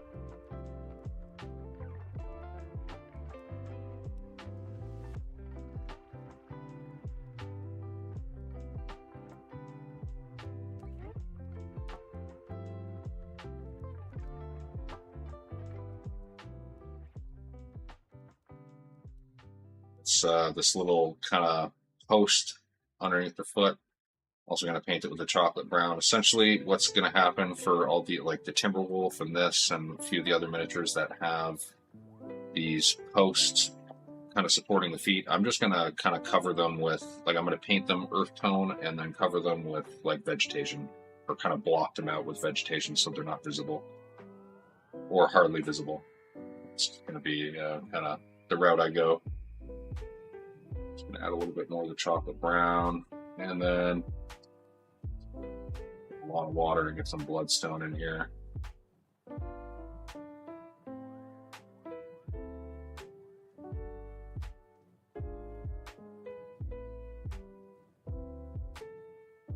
And process, a little bit of water.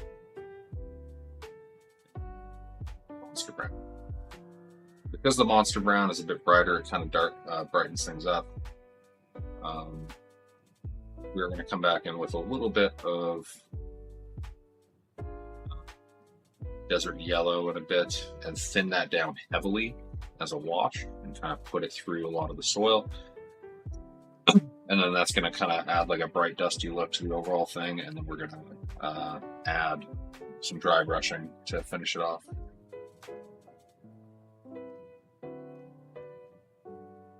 Essentially, by the time I get to the end of all 10 of these miniatures, the first one's base coats should be dry. And then we can move on to that next step of adding a bit kind of selective wash of the desert yellow, just to kind of brighten things up and make them look a little bit more dusty. And then by the time we get through all those miniatures, the desert yellow should almost be dry. And then we'll dry brush, and then we'll paint the base rims black, and then we will be done. All the paint work, anyways. And it's just that varnishing off camera, and then all the vegetation that we're going to add on Monday. And then after Monday, I'm going to be I'm going to have to take a day at some point and do a lot of photography. Take lots of photos of all these guys because they're going to look great. Okay, I'm going to go into the bloodstone now.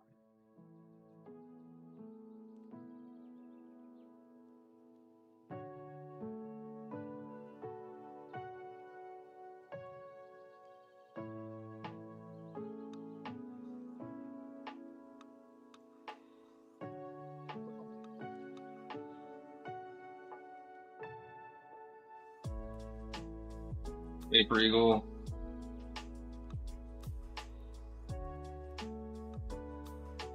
Number 4. Got 10 total. So we got 7 to go right now, including this one. Adding a lot more water to the chocolate brown, so it kind of runs through the soil. There's one benefit of having this texture here and adding a bunch of moisture to this. It just kind of uses capillary action and runs through kind of the whole area.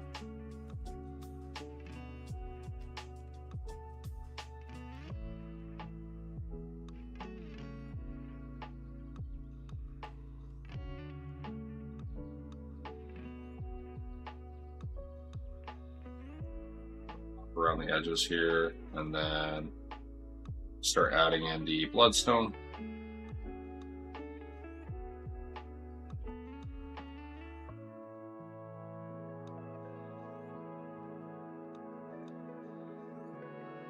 Just a little bit of water to the base, just to kind of get that to move around a little bit. And grab a little bit of the monster brown. I'm just going to kind of stipple that over top so they all kind of blend a bit.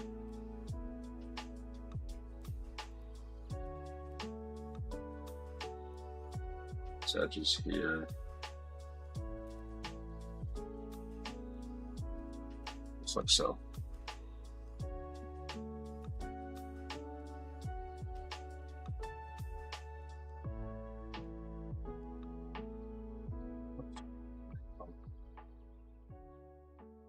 Here, so 6 left to go.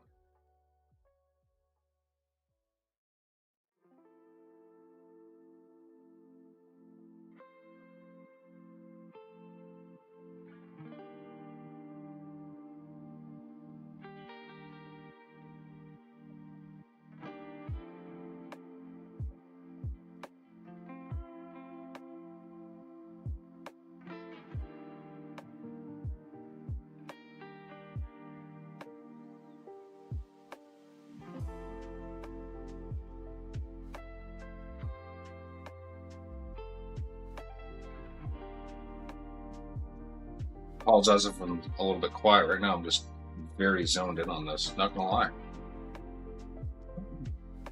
What do you use for that nice texture on the base? So this is literally just a sand from a local beach. So I live in Manitoba, and there's a beach that's about 3.5 hours away from me, and a place called Grand Beach. And unfortunately, they're dealing with a bit of a zebra mussel infestation in Lake Winnipeg right now. But a couple of years ago, the beaches were absolutely beautiful, like super fine white sands, nice dunes, like just really, really nice beaches. Unfortunately, the zebra mussels are kind of making some of the sand not so nice anymore. But yeah, I got the sand from that beach. Just kind of brought a bucket with me. I knew, like, I'd been there before. I knew the sand was really nice, and I just kind of wanted to stock up. So I brought a bucket with me when I went camping with my wife and a couple friends, and came home with a big bucket of sand. I'm actually getting pretty low right now because I did this like 4 years ago. So I'm getting low on the sand. I'm like dangerously low. I'm gonna have to restock soon. All right, halfway through. And I like to add varying amounts of Mod Podge and thin it in different like thicknesses, I guess, thinnesses. And I can really kind of like smooth out the texture or leave it a little bit more rough, depending on how much Mod Podge and water I kind of add to the mix.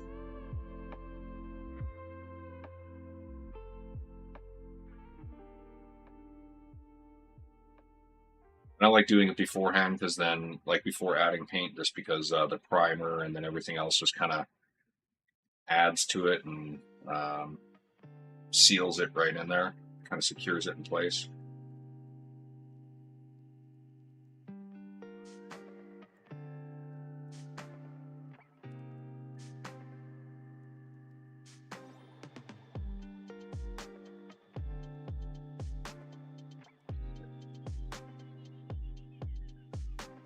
Just a little bit more of the chocolate brown here. Okay, and bloodstone.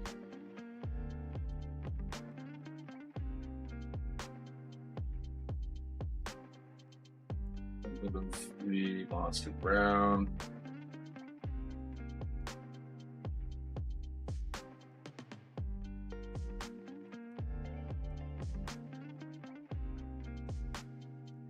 I like having the ruddy tones as well as kind of the brighter, like more grayish brown tones. I think it just adds a lot of nice variance. Because soil is never the same color, you know. It's never or at least very rarely is soil going to be fairly uniform across an area. You're always going to have a little bit of variation.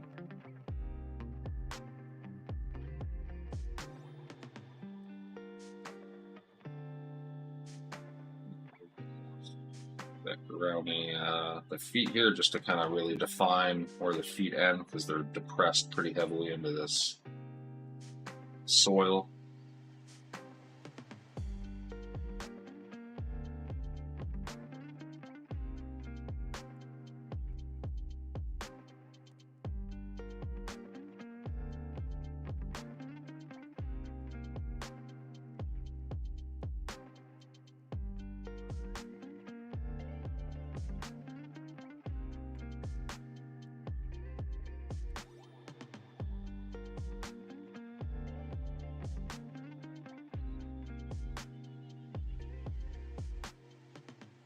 I'm going to have to add just a little bit more chocolate brown on my palette because I'm getting kind of low.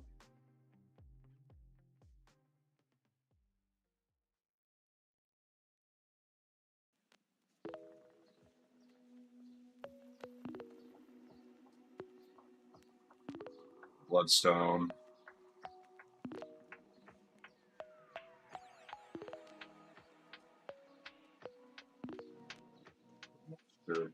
Water rather. Some more of that it's the brown.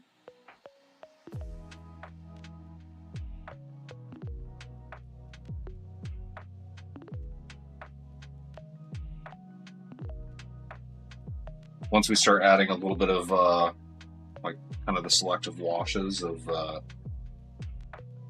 some other browns and khakis, and then doing the dry brushing, this will come together really nice. had to put the baby to bed. What I miss? We finished off the jump jets and the stars, and we are just layering up the bases right now. What adhesive did you use for it? Yeah, just Mod Podge. Sorry, I just noticed that message. Hey, been using super glue and dirt on my minis and it looks alright, but it's because super glue isn't what I'm supposed to use. Yeah, it's yeah, I like using Mod Podge.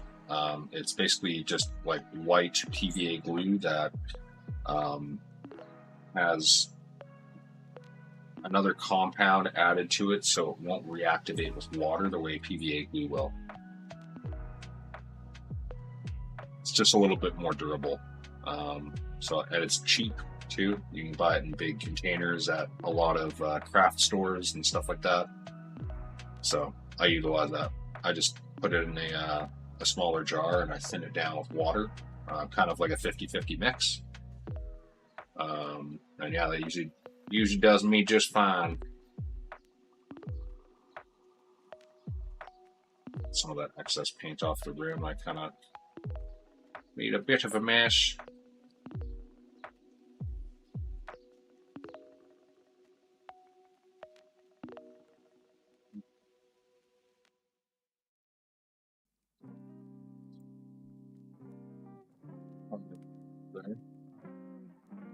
Heavier layer, I should say.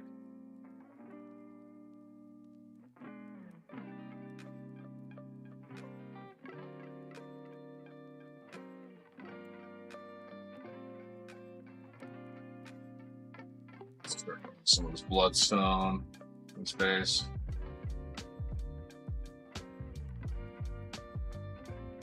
Just love this like really rusty brown color it has. The rusty red brown, ruddy brown.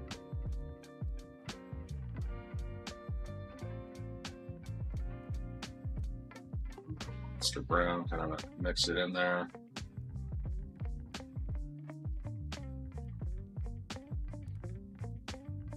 A bit of moisture to help that spread out a little bit more.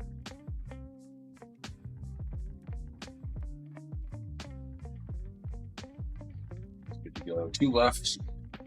Got the Incubus and then the Timberwolf.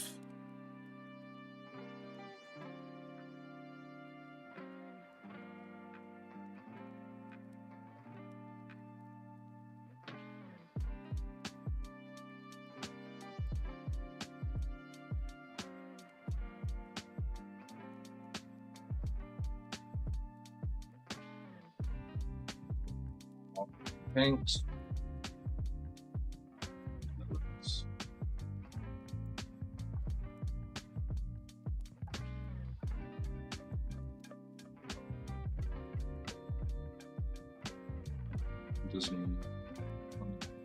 And put the baby going to paint tonight for the first time in a year. Damn, nice.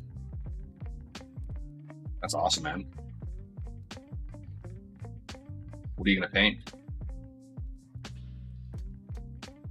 Does matte or gloss make a difference? Is either fine for the Mod Podge? I would go with the matte personally. It doesn't affect durability, and it's not a true matte finish anyways. It's just far less glossy than the glossy stuff. So I would go with the matte personally. That'd be my pick. Some of that bloodstone.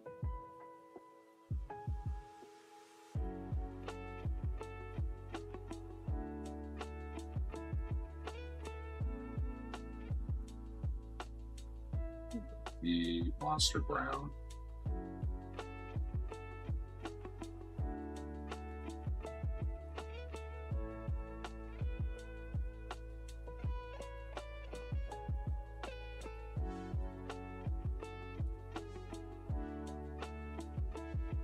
You notice that I have like a hair hanging out on the miniature here. I'm gonna grab my tweezers and see if I can pluck this on.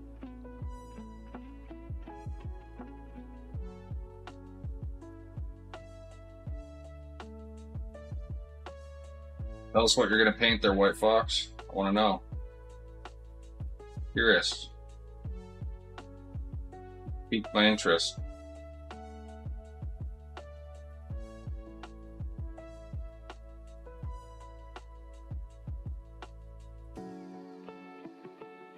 So if it looks like I'm struggling with these tweezers, it's because I am. This is a magnetic handle, so they're getting stuck there.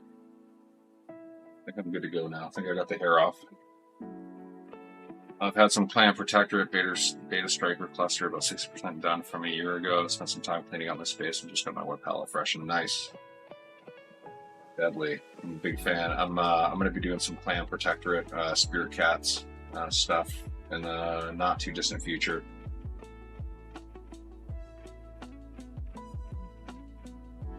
Do some nice white and gray boys. All right, 10B.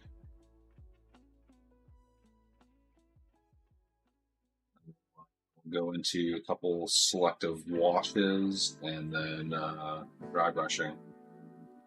Make these base rims black, and then we're basically finito all the paintwork. Very, very exciting. Very happy about this.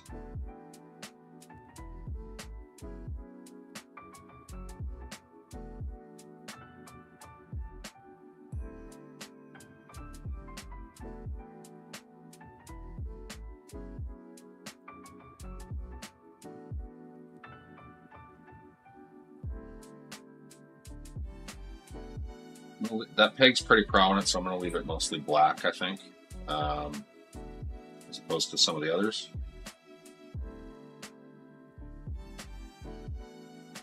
Just a personal choice that I'm making on the fly. Just decided arbitrarily I'm going to leave it. I'm going to leave it black. I just think that maybe it might just be a little bit easier to hide in the vegetation if it's just black and kind of more. I feel like the black will just be a little bit more hidden. Especially because it's a very cylindrical shape. It might stand out a little bit more if it's a brighter color than black. I'm actually going to go in with a little bit of black here. Just tidy that up a little bit. There we go. I'm going to come in with a little bit of that bloodstone.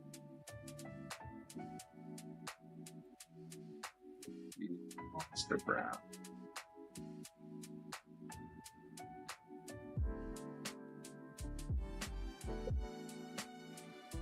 That's good to go. Set that feller down. Go ahead and grab the, I was going to say the adder. That's not correct. This is the pouncer. You can see this is dried far darker, and that's because we thinned a lot of those paints down quite a bit. So what I want to do here is I want to, I'm going to do a mix of desert yellow and monster brown, and I'm going to thin it down to a wash consistency. Just a very, very watery wash consistency. And then that is going to be what I wash into the recesses.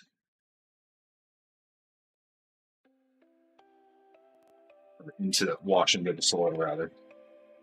I'm actually getting pretty low on this. This is desert yellow from Vallejo. I'm going to have to see if I can get some more.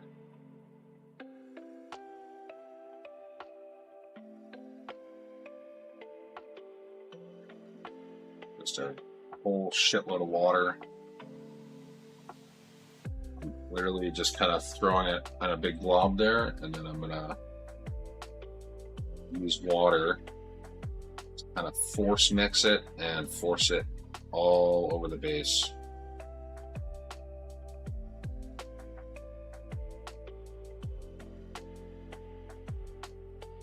Just like so.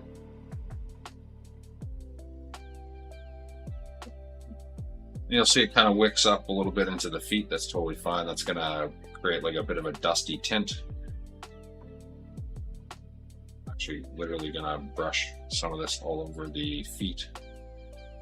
Any little bubbles that form, just kind of blow on them. And if you feel like there's too much on the base, you just clean your brush, wipe a bit off, wipe your brush on paper towel, wipe it off.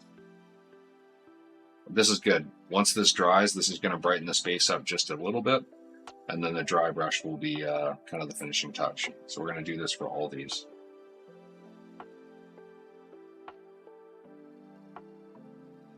Again, we're going to kind of throw it on heavy and then get a lot of water going in the mix onto the base. We'll mix that around. Grab a little bit more of this monster brown for this. Adding a bit more water to thin this down. Even more.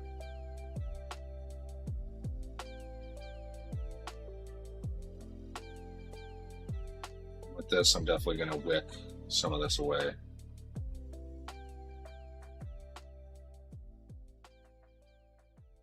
And it's okay, like I've stripped a little bit off the tops of the soil on some areas. That's totally fine, because when we come back in with the dry brush, we'll hit those areas and they'll brighten up again. Totally not a big issue.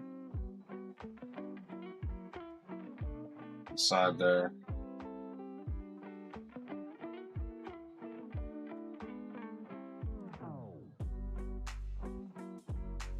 Try to make sure that there's a good mix between the monster brown and the desert yellow, because I don't want it to be too yellowy.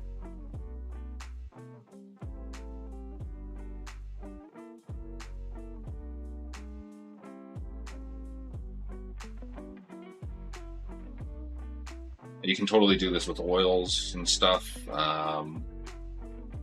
I'm doing it with acrylics, so it dries relatively quickly and I can kind of move on with my life.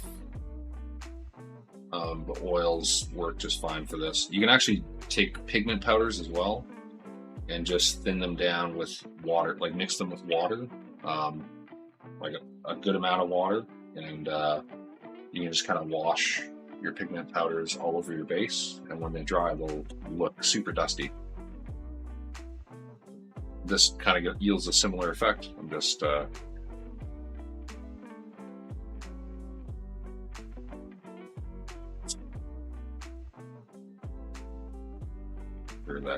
it's kind of even. Well, not even, but like I have good coverage over everything that varies properly. Yeah, I started with the mindset of doing some Sea Fox, but decided to change to Clan Protector. I really like Sea Fox Blue with gold and dark metal. Yeah, it's a cool scheme. I know the one you're talking about. Purple stripes, not doing that. Nasty Wolf Brown.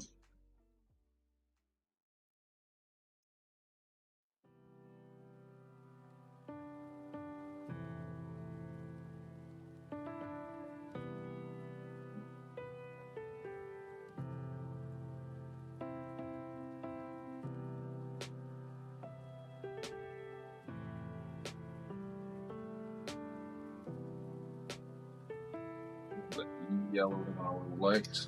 A little bit monster brown, this next, a little bit more of it anyways, rather.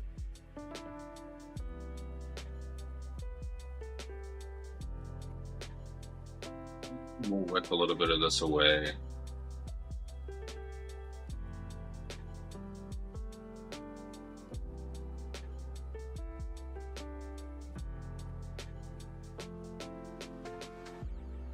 Cool. That guy's good to go. 4 down, 6 to go.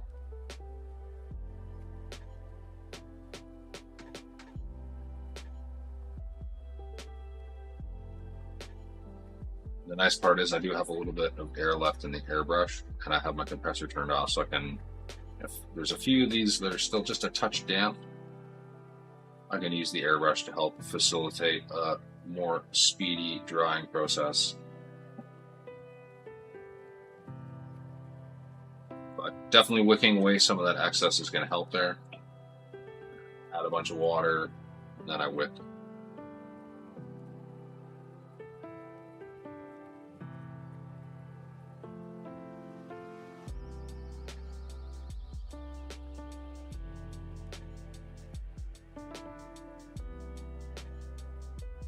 Five.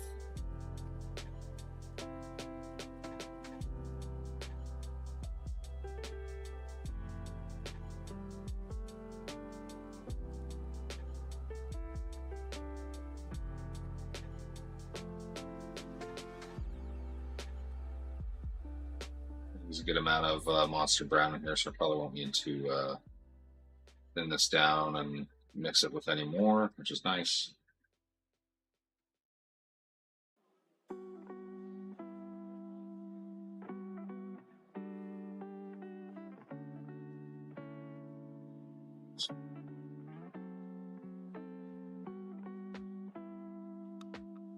So 6 down, 4 to go. Do the Warhawk quickly here. This is nice because this is a very organic way to paint, in my opinion. And you're literally just slapping colors in random spots and then slopping it up with some water.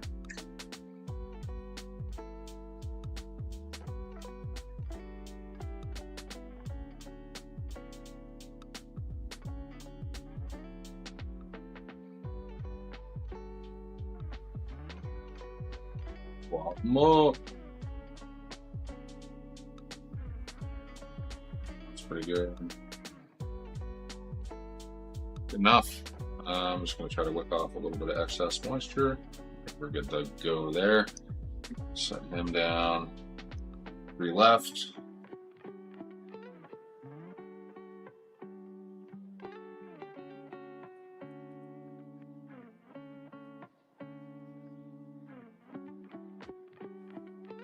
A little bit of the bloodstone that's a little bit damp here, so this will actually mix even more with the colors, which is kind of nice.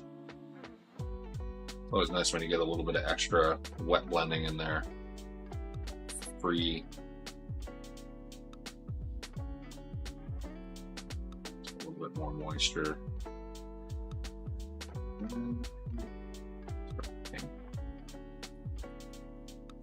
See some of that red color bleeding into it. It's gonna make a pretty nice effect in my opinion. Oh, got a tiny little piece of cork that came off the base. That's totally fine. Probably just wasn't glued on very well. Boom, that's done. It goes on very bright at first, but as you start to strip it and it starts to kind of thin out and spread out and then dry, it darkens significantly. So don't fret.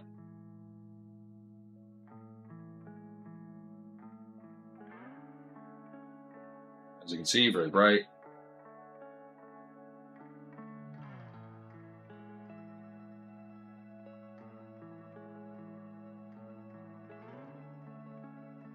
Bit of that Monster Brown to add to this.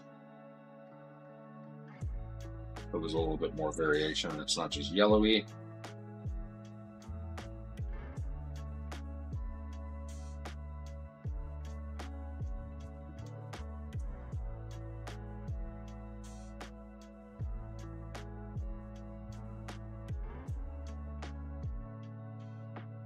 Okay.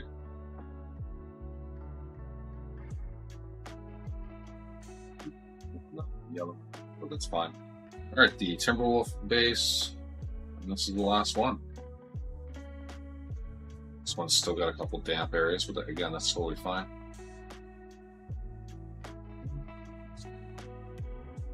Water, and start spreading this out. Like capillary action, again, it's kind of going into the feet, but again, that's totally fine. That's just going to add a little bit of weathering effect for free. It's just going to look like there's some dust kind of in between some of those armor panels and stuff and little pieces on the feet, which is totally realistic actually. So, because actually grab just a little bit and put it on this foot here just to make it even with the other foot.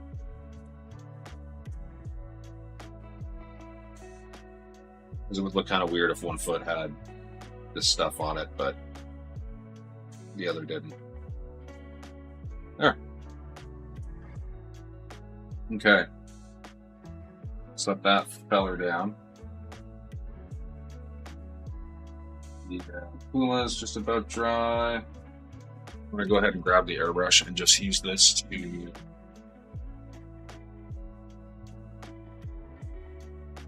very cheaply dry these quickly.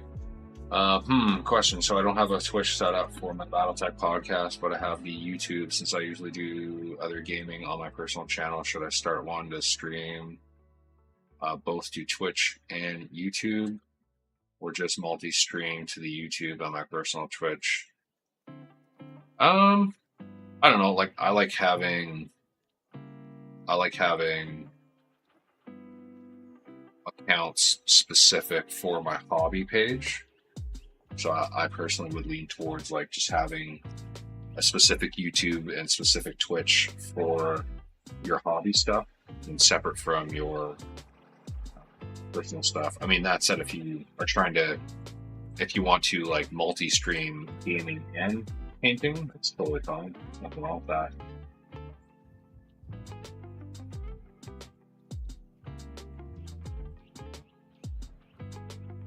Okay, that's basically dry.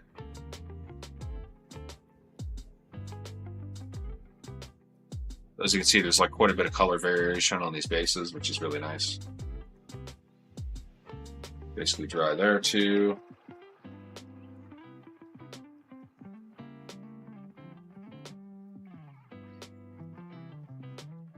That's kind of what I'm leaning toward, the multi-streaming with like a specific page for everything, or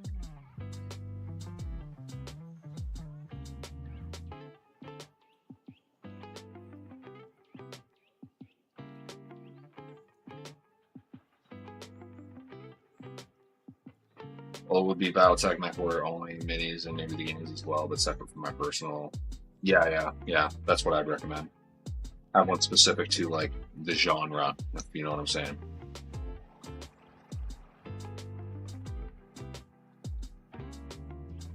Because I wouldn't mind streaming some gaming as well. I think that'd be fun. I might actually hop on MechWarrior online for a bit after I finish painting tonight. I'm gonna eat and have another snack.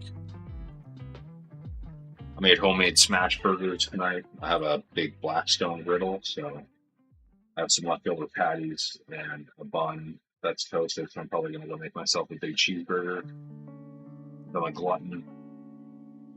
And I've been lifting a lot this week, so I need the protein. Use that as an excuse for my gluttony. And then I'm going to game probably, just for like 45 minutes, maybe an hour.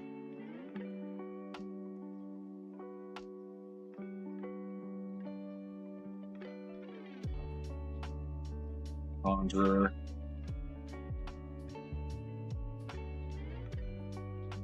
These bases are actually almost already completely dry. Just kind of getting them the rest of the way there. Nice. I do too. Blackstone Brethren. Hell yeah. That's it's my favorite way to cook. Unfortunately, half the year it's just a little bit, well, not quite half the year, probably like 4 to 5 months. It's just a little too cold for me to use it. Just living where I do, but I use it for everything, like breakfast, lunch, dinner. I do tons of meal prep using it because I can do like 16 portions of stir fry all at the same time on the thing. Like I have like one of the large ones. So yeah, I can do like 15 or 16 smash patties on the thing, and I still have room for more. I will kind of slap the buns down in between, as well as like some onions and all that stuff. I'm kind of getting to the end of my air reserve here and my airline, but that's perfect as the base is essentially dry. Okay. I'm further south, I think, than you. I can cook during OK's cold months. Oh, Oklahoma, okay. When it's 100 outside, I can't do that.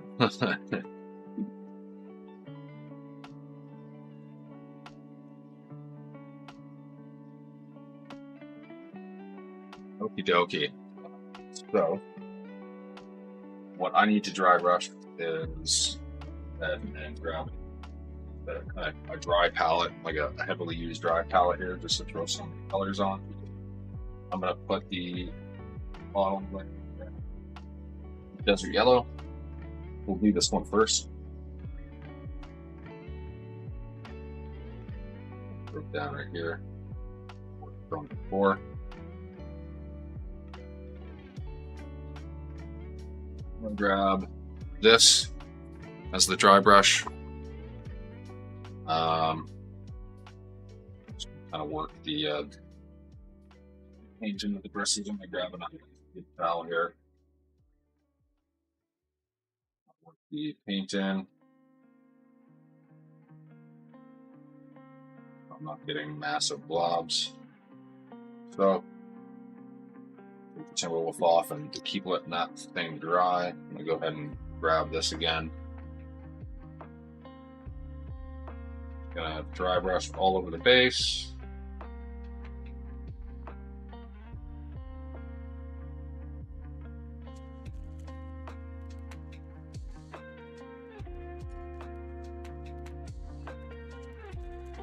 And I'm trying not to get it all over the feet, but if you do get a little bit on the feet, it's not the end of the world. But I do try to kind of avoid the feet when I'm dry brushing.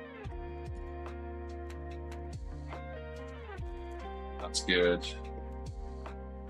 Yeah, just a little bit more.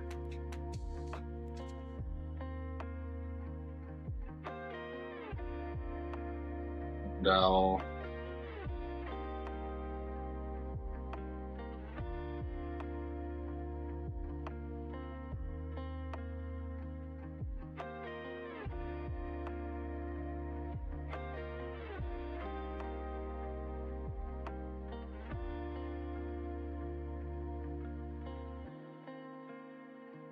Okay. Enough.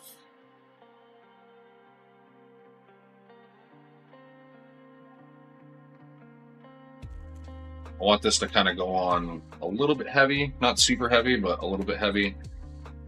And then the next color, which is going to be a brighter khaki, we're going to put on a little bit less. So just in a few areas on the bases. And do keep in mind, like, we are going to be putting a lot of vegetation on these, so like a lot of these are going to be covered with just all kinds of stuff. Especially this one that's dark, I'm going to go pretty heavy with the desert yellow on this.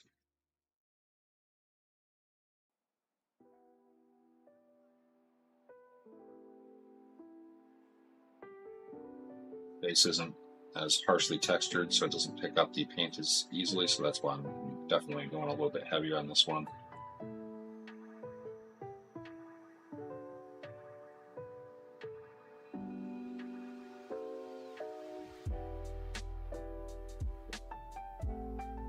Go. I'm going to zoom this in slightly, folks. Pardon me. There we go. I'm basically painting these bases to match all of my Eridonia Light Horse that I've been kind of slowly trickling out on my Instagram and Facebook. And the vegetation is essentially going to match as well. Whoa, that's not what I wanted, but that's okay. Any areas that just look a little bit, not as nice on the bases, I'm just going to cover with vegetation. So not a huge amount of the soil is going to remain visible. They're going to be pretty heavily vegetated.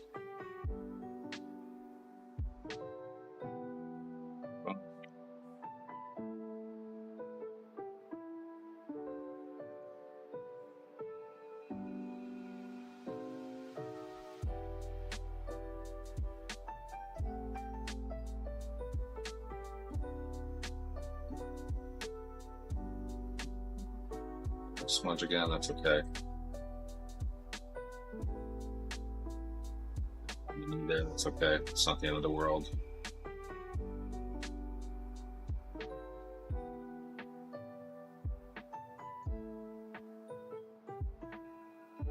Get that back in focus.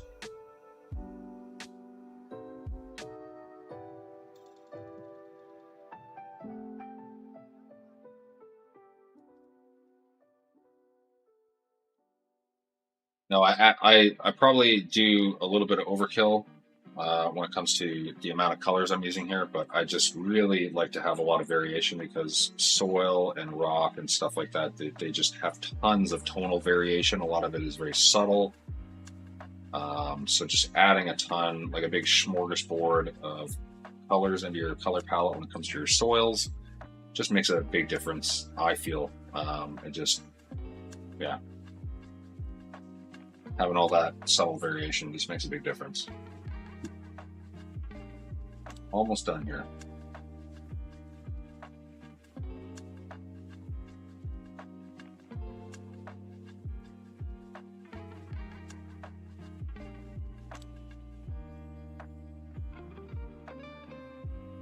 Conjure next.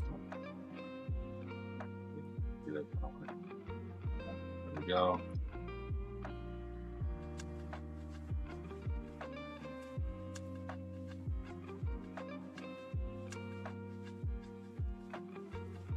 Get some of that excess off on the side of the handle.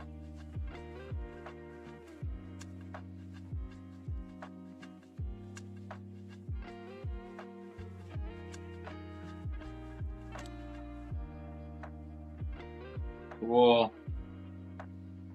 And then just the Timmy, the desert yellow.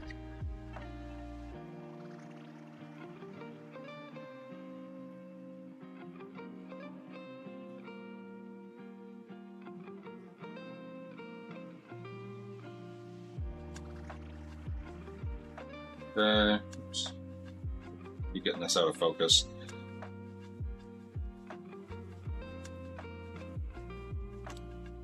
Since I won't be podcasting live, I kind of lean towards the first. So to you and chat, we should go with the Mercenary Star or Mercenary Star podcast.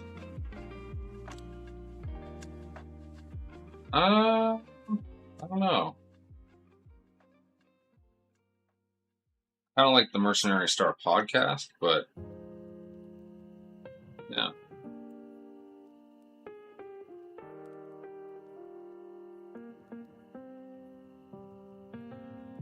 Okay. Now we are on to the final color before we paint these greens black. I'm going to use a little bit of skeleton bone. I'm going to throw this kind of down on top, like on top of / next to this desert yellow, so it kind of blends just slightly. It's going to be a relatively bright color that we're applying. I want to get a lot of the excess off the dry brush. Come straight back to this, and we're not going to hit the entire base. We're just going to hit a few areas.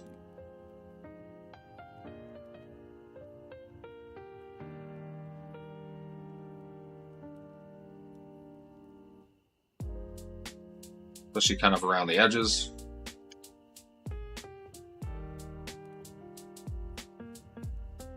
You can see it's just kind of brightening up the very tips of the texture. That's all we want. This is going to be very quick, and then we're on to the base rims. So fucking exciting. I'm so stoked.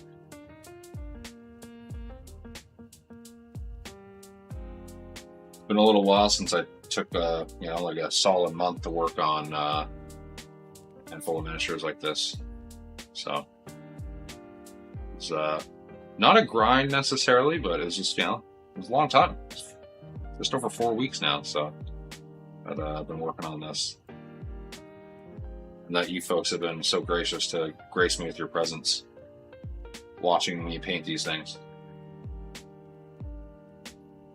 I mean, you folks have been gracing me with your presence even before these, but it's nice to see that there's a lot of folks who've been through, been here through this whole process, essentially.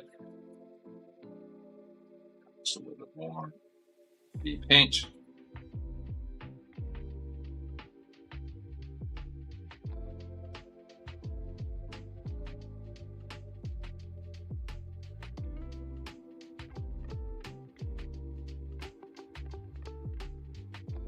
Okay.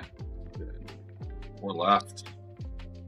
How many total are you doing that in that scheme? This is a binary, so I already did this guy. There are 10 total.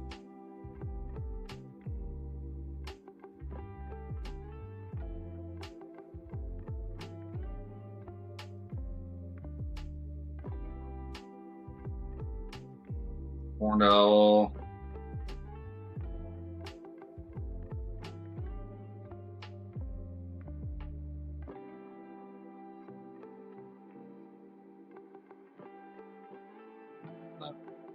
Edge there. Cool, and then just the Puma.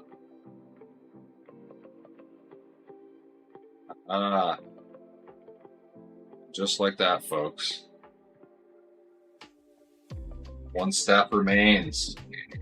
Just for the painting, anyways. Nice, it's a good number, LOL, yeah. It is 11:30. This is awesome. We're gonna finish this before midnight. My estimate was fairly accurate. Ready. Go ahead and put this brush back. I'm gonna grab. This is called a number 1, but it's not actually a number 1. This is a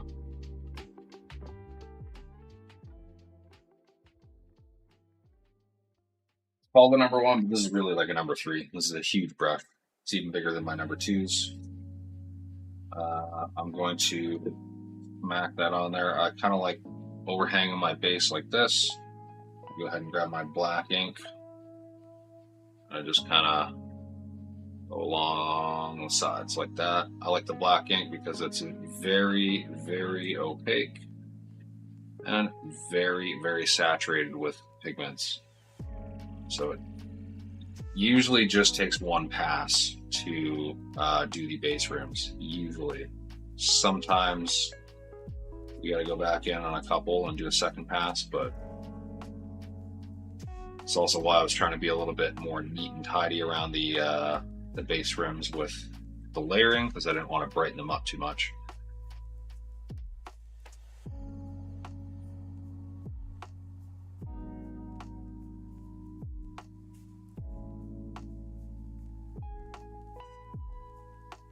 Okay. Go ahead and set this feller down right there. Go ahead and get this dry palette so I don't accidentally knock any of my miniatures into it.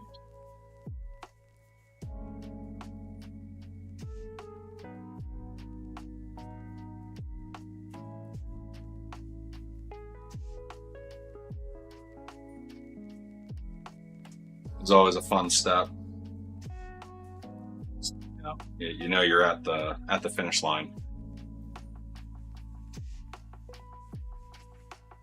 We're very, very close to it, you know. Like, again, just varnish and vegetation. V and V, dude. Varnish and vegetation.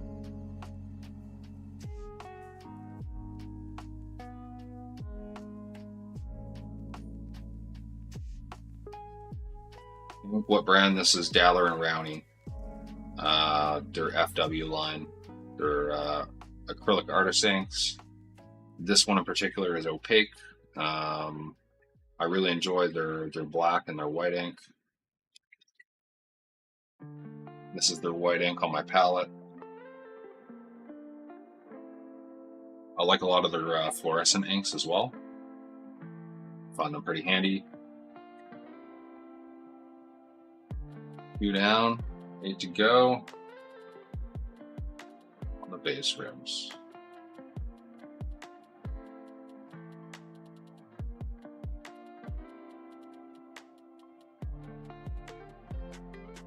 I just prefer black ink over black paint because it's very thin, but it's also very saturated. So it and very opaque. So it covers things very well, but it's very thin. So when I'm layering up and I start blocking in details in black, on my miniatures. I like to use the ink for that as well because I'm just adding a thinner layer that's not going to clog up detail.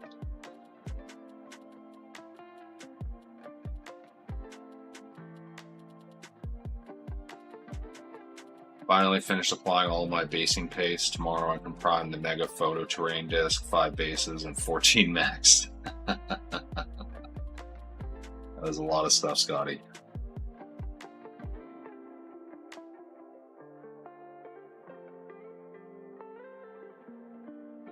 Goes on very smooth, yes. It's like water-like consistency almost, but like doesn't behave like water. It's, you know, grippy, has higher surface tension, just because the acrylic medium that it is in.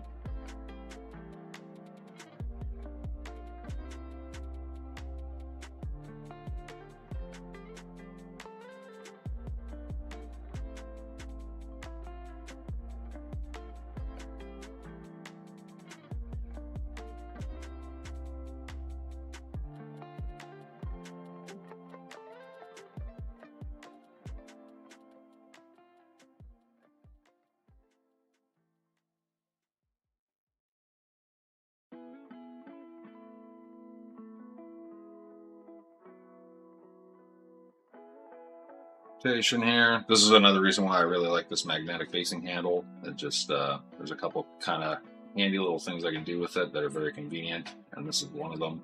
I can kind of rotate through miniatures on the same handle very quickly in kind of an unlimited number, so long as they are magnetized. And being able to quickly and conveniently overhang them like this makes painting base rooms very convenient. I don't have to paint along like this. I can just, it's almost like I'm doing a big, massive, wide edge highlight.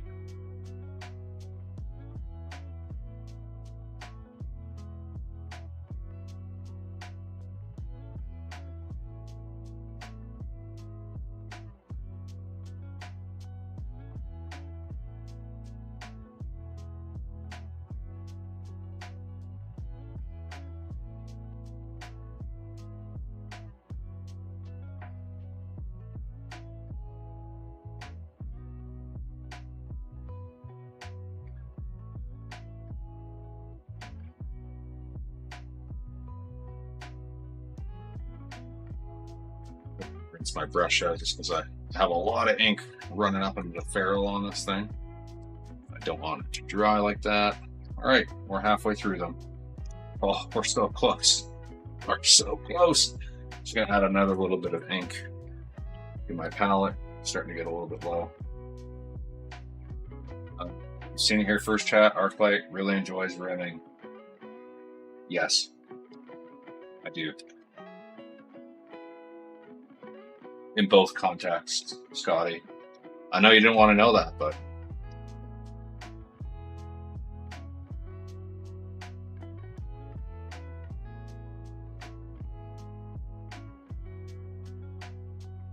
you brought it up, not me. That one's on you. Giggity. Nanic Ultra, see, yep.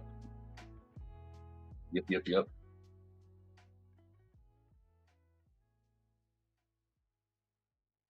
You are what you eat, and I am an asshole.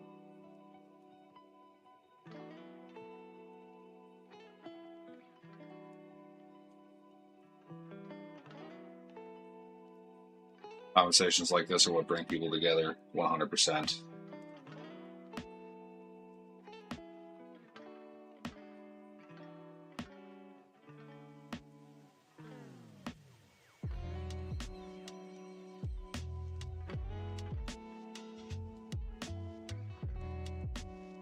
It's 6 down, 4 to go.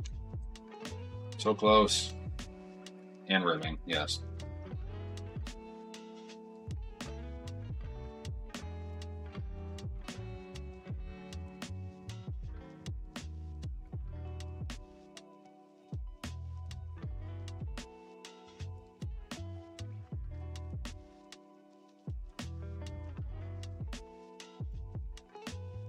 I'm actually so excited to paint the final base rim on these. I was really hoping to finish these last week, but I just with a couple of those streams getting canceled just over the last few weeks with the fam being sick, daughter having pink eye, my wife having all kinds of other issues, just being under the weather. It was nice to finally finish these.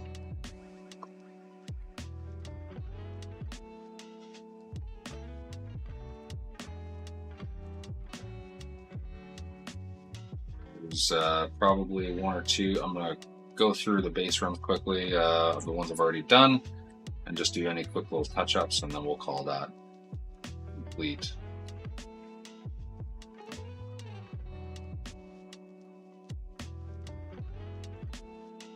Got to do a ton of meal prep tomorrow. Kind of looking forward to that, actually. We're doing a bunch of tandoori chicken. Also got a good Peruvian chicken thigh recipe. And we're also going to I'll probably prep some breakfast burritos. I don't know, actually. We still have a decent amount left over from last week and the week before in the freezer, so maybe we'll just eat what we have. That'll save me a little bit of time. Yeah, definitely a fan of meal prep. Highly recommend if you don't do it.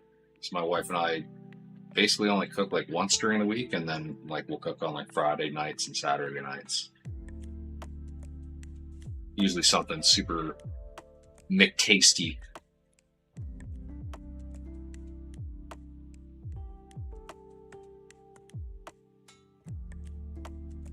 We don't really have any fast food joints where we live. We're out in the country. We don't live in town. Kind of have to drive like 25-30 minutes if we want to go get fast food. So, but it's good. Helps our waistlines. And it's made us pretty good cooks. I was already a fairly good cook before moving out here like 8 years ago or 7 years ago, but I just kind of grew up cooking. But yeah, like we're both really good cooks. If I don't mind saying so myself, it's just a product of necessity. Got a pretty mean burrito taco recipe. It's very traditional too. Yeah, my wife's quite the baker. We're pretty good at making dumplings as well, like pork dumplings, Asian style, from scratch. My wife's Ukrainian as well, so she's a pro at making pierogies. Nice, I need to do some tomorrow. Got to plan the menu tonight, though. We bought 10 Pyrex single-serving bowls with lids and often do oven dishes that we bake directly in them, or at least have servings prep. Yeah, we do very similar shit. We have a ton of different glass containers, like rectangular ones, round ones, square ones, varying sizes, but lots of the large rectangular ones. I think they're like they hold about a liter worth. I think they're 1 liter containers. Yeah, like I load those fuckers with fucking like stir fry and all kinds of stuff. Oh, meatballs. We're doing sweet and sour meatballs as another meal. So we're doing like 2 that are chicken thigh based with rice, and then 1 that's meatballs. We do the meatballs with ground chicken and ground pork.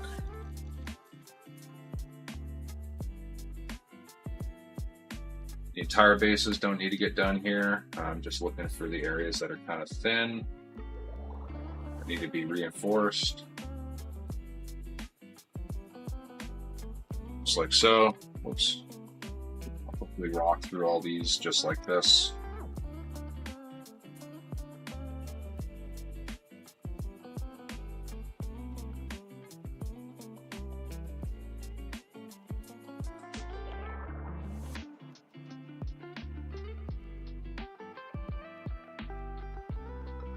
Good to go. Like I said, the ink is just, it's so opaque that, I mean, pretty much a single pass is good to go. You don't really need to do another one. I'm just going in for extra assurance just on a few of these areas that are just a little bit thinner than they could be.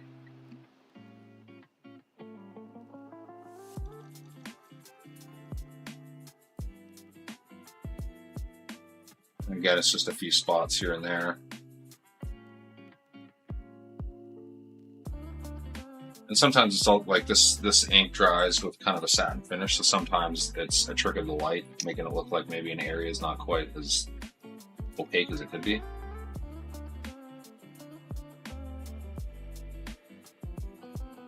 Fire them off and definitely use a little bit more.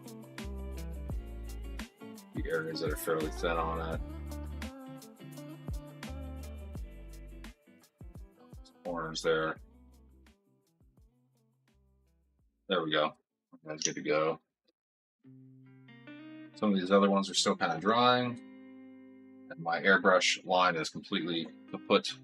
I shouldn't say kaput, is empty of air. So I just got to let these kind of dry au naturel. I'm just going to pop these here to separate them.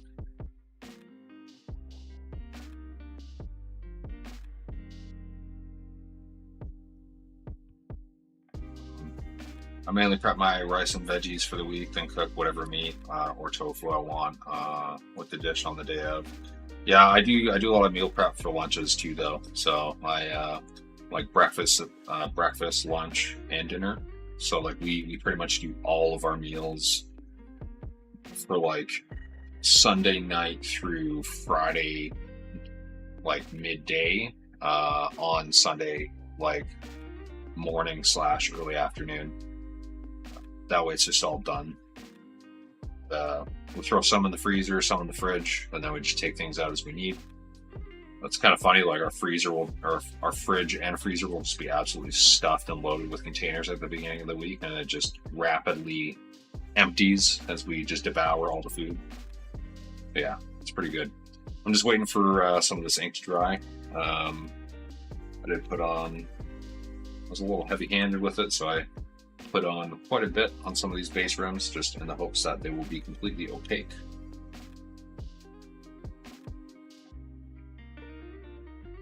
Here on the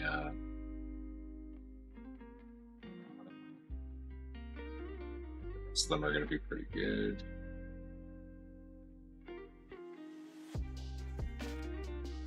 I think this one is good.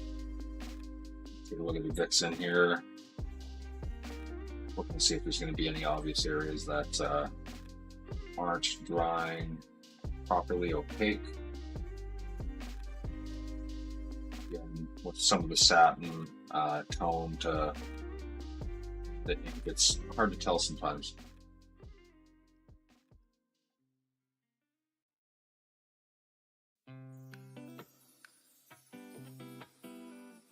These ones I threw quite a bit of ink on the sides, like that's why they're still taking time to dry. So I reckon these are all going to be essentially opaque.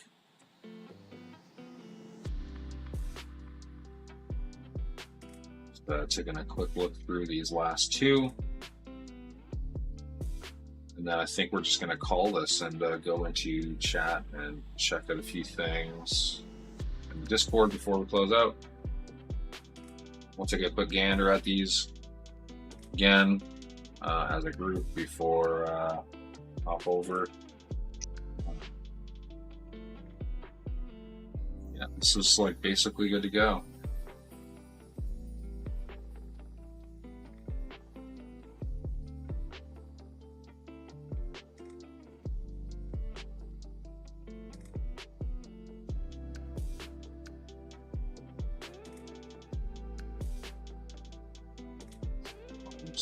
Back in the side of the base there, just gonna wipe that off.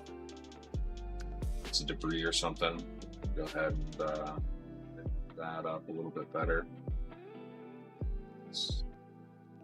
Well, okay, these are all good to go. These are all ready for varnish. So exciting. Look at that, it's 11:48. We beat the midnight guess of completion. Monday's stream is going to essentially be exclusively Just doing the rest of the basing. So I don't have any wounds on my fingertips before I start grabbing some of these miniatures.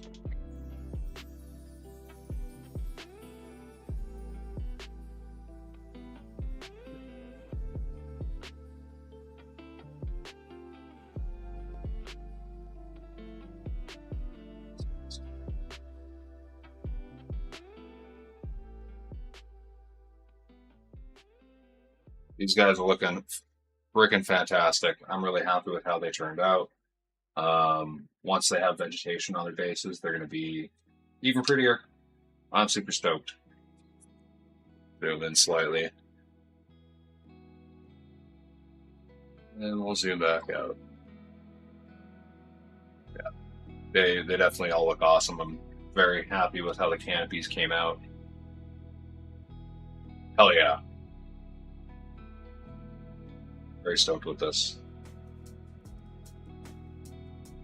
I'm gonna have to start putting out some polls to see what we're gonna paint next, because I have a number of things. Zoom back out here. Alrighty. Let's hop over to the PC. We'll hop into the Discord for like 10 minutes, take a look at a few things. Your favorite's the Vapor Eagle. Honestly, the Vapor Eagle was a sleeper for me. It's definitely one of my favorites for sure. I think the like these four plus the Horned Owl, I think, are probably my favorite 5. Horned Owl is probably my favorite, with the Warhawk being second. And I think it's a tie between the Vapor Eagle and the Conjurer for number 3 for me. But yeah, big fan of them. Out here rimming and putting out his pole. Yeah. Alrighty, let's hop over to the PC and go into Discord.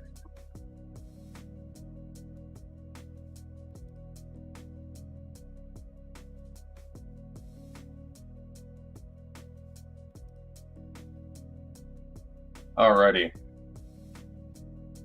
Boom, real-time painting. We'll come back up. So we kind of left off with... So Audible Jello had shared in this right as I was closing out last stream, so we'll take a look at what they were working on. So they're working on a dragon, looks like with some contrast paints or speed paints, adding to their DCMS stuff. Pretty cool. 8 Sword of Light, yeah. Another shot. Going with the gold metallic for the canopy, not a bad choice. Oh yeah, Comstars, reflective sky earth non-metallic metal, like sunset look. Comstar Knight, not bad. Oh, look at that. There's the dragon, all complete.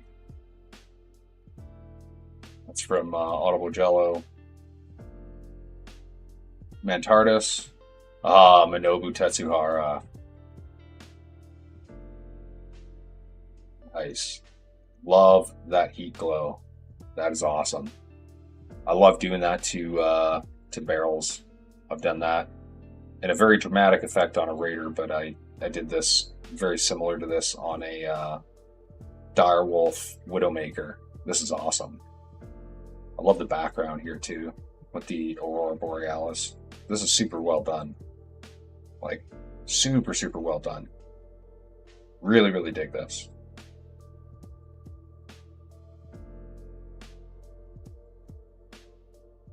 Well, Wolves on the Border is probably my favorite Battletech novel.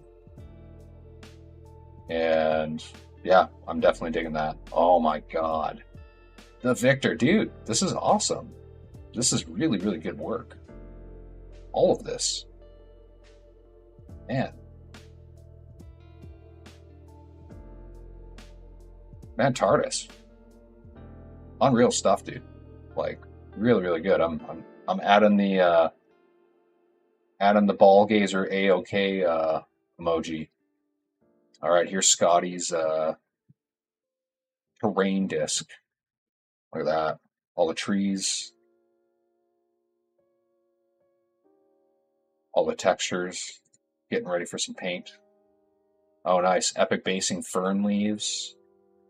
That's pretty cool. Big fan of Epic basing. I use a lot of their bits. All right. White Fox.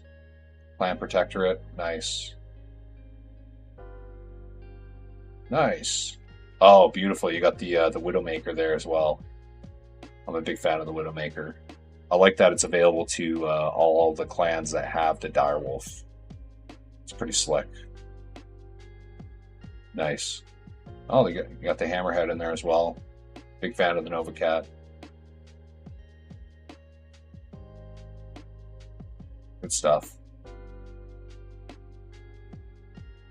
I see White Fox is posting something else in there. Yeah, Minobu is just, I absolutely love his character arc and just the he's just beholden to this honor system that ultimately tragically ends his life. And I love the connection between that book and the Warrior trilogy. Just with like the interaction with Jamie Wolfe and then seeing it from Justin Allard Liao's perspective later on. Or not Allard Liao, Justin Allard. I was thinking Kai Allard Liao. But yeah, Justin Allard's perspective, seeing like, oh, it's Jamie Wolfe, like in Flawless Japanese, is dressing down the leader of the Draconis Combine. I wonder what he's so mad about. And having read the book, it's awesome. Yeah. My minis aren't ready for that channel. Of course they are. Yes, they are. 100% they are. Post them in here. Dewdrops. Just post them in. Don't be scared.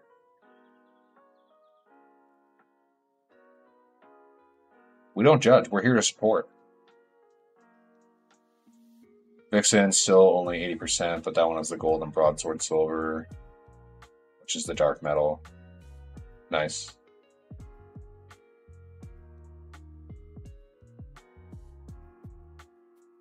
Yeah, seriously good work, man, artist. Like, really, really good work. Like, legit, man. Like, I'm not even gonna lie. This is like, I would argue this is basically Camo Specs level work in terms of overall paint work.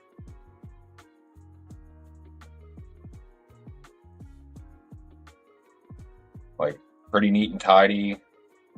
I like the styling. I mean, some of the edge highlights could be a little bit neater and not quite as bold, but like, this is basically, like, if you tidied those up, I would argue this is essentially Camo Specs level paintwork.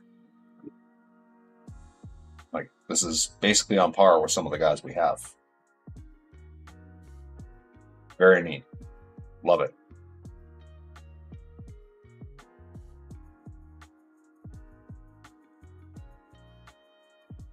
Keep posting stuff in there, man, Tardis. I love it. I'm interested to see what you come up with next. All right, Dexter De Santos.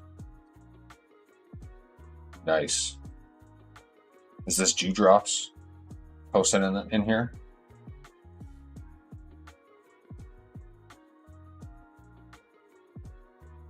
Nice. Dude, this isn't bad at all. This is like, if I remember correctly, this is one of your first miniatures, right? As if this is one of your first miniatures. This is not bad at all. Even if this isn't one of your first miniatures, if this is like miniature number 10. Oh, yeah, first one finished. Dude, like, this isn't bad at all. You even placed a little highlight there on the canopy. You even had the wherewithal to do that. I would have just, like, my first miniatures, it was all just base coats. Not bad at all, man. Your head's in the right space. This is good. I like that. No? Don't sell yourself short, my dude.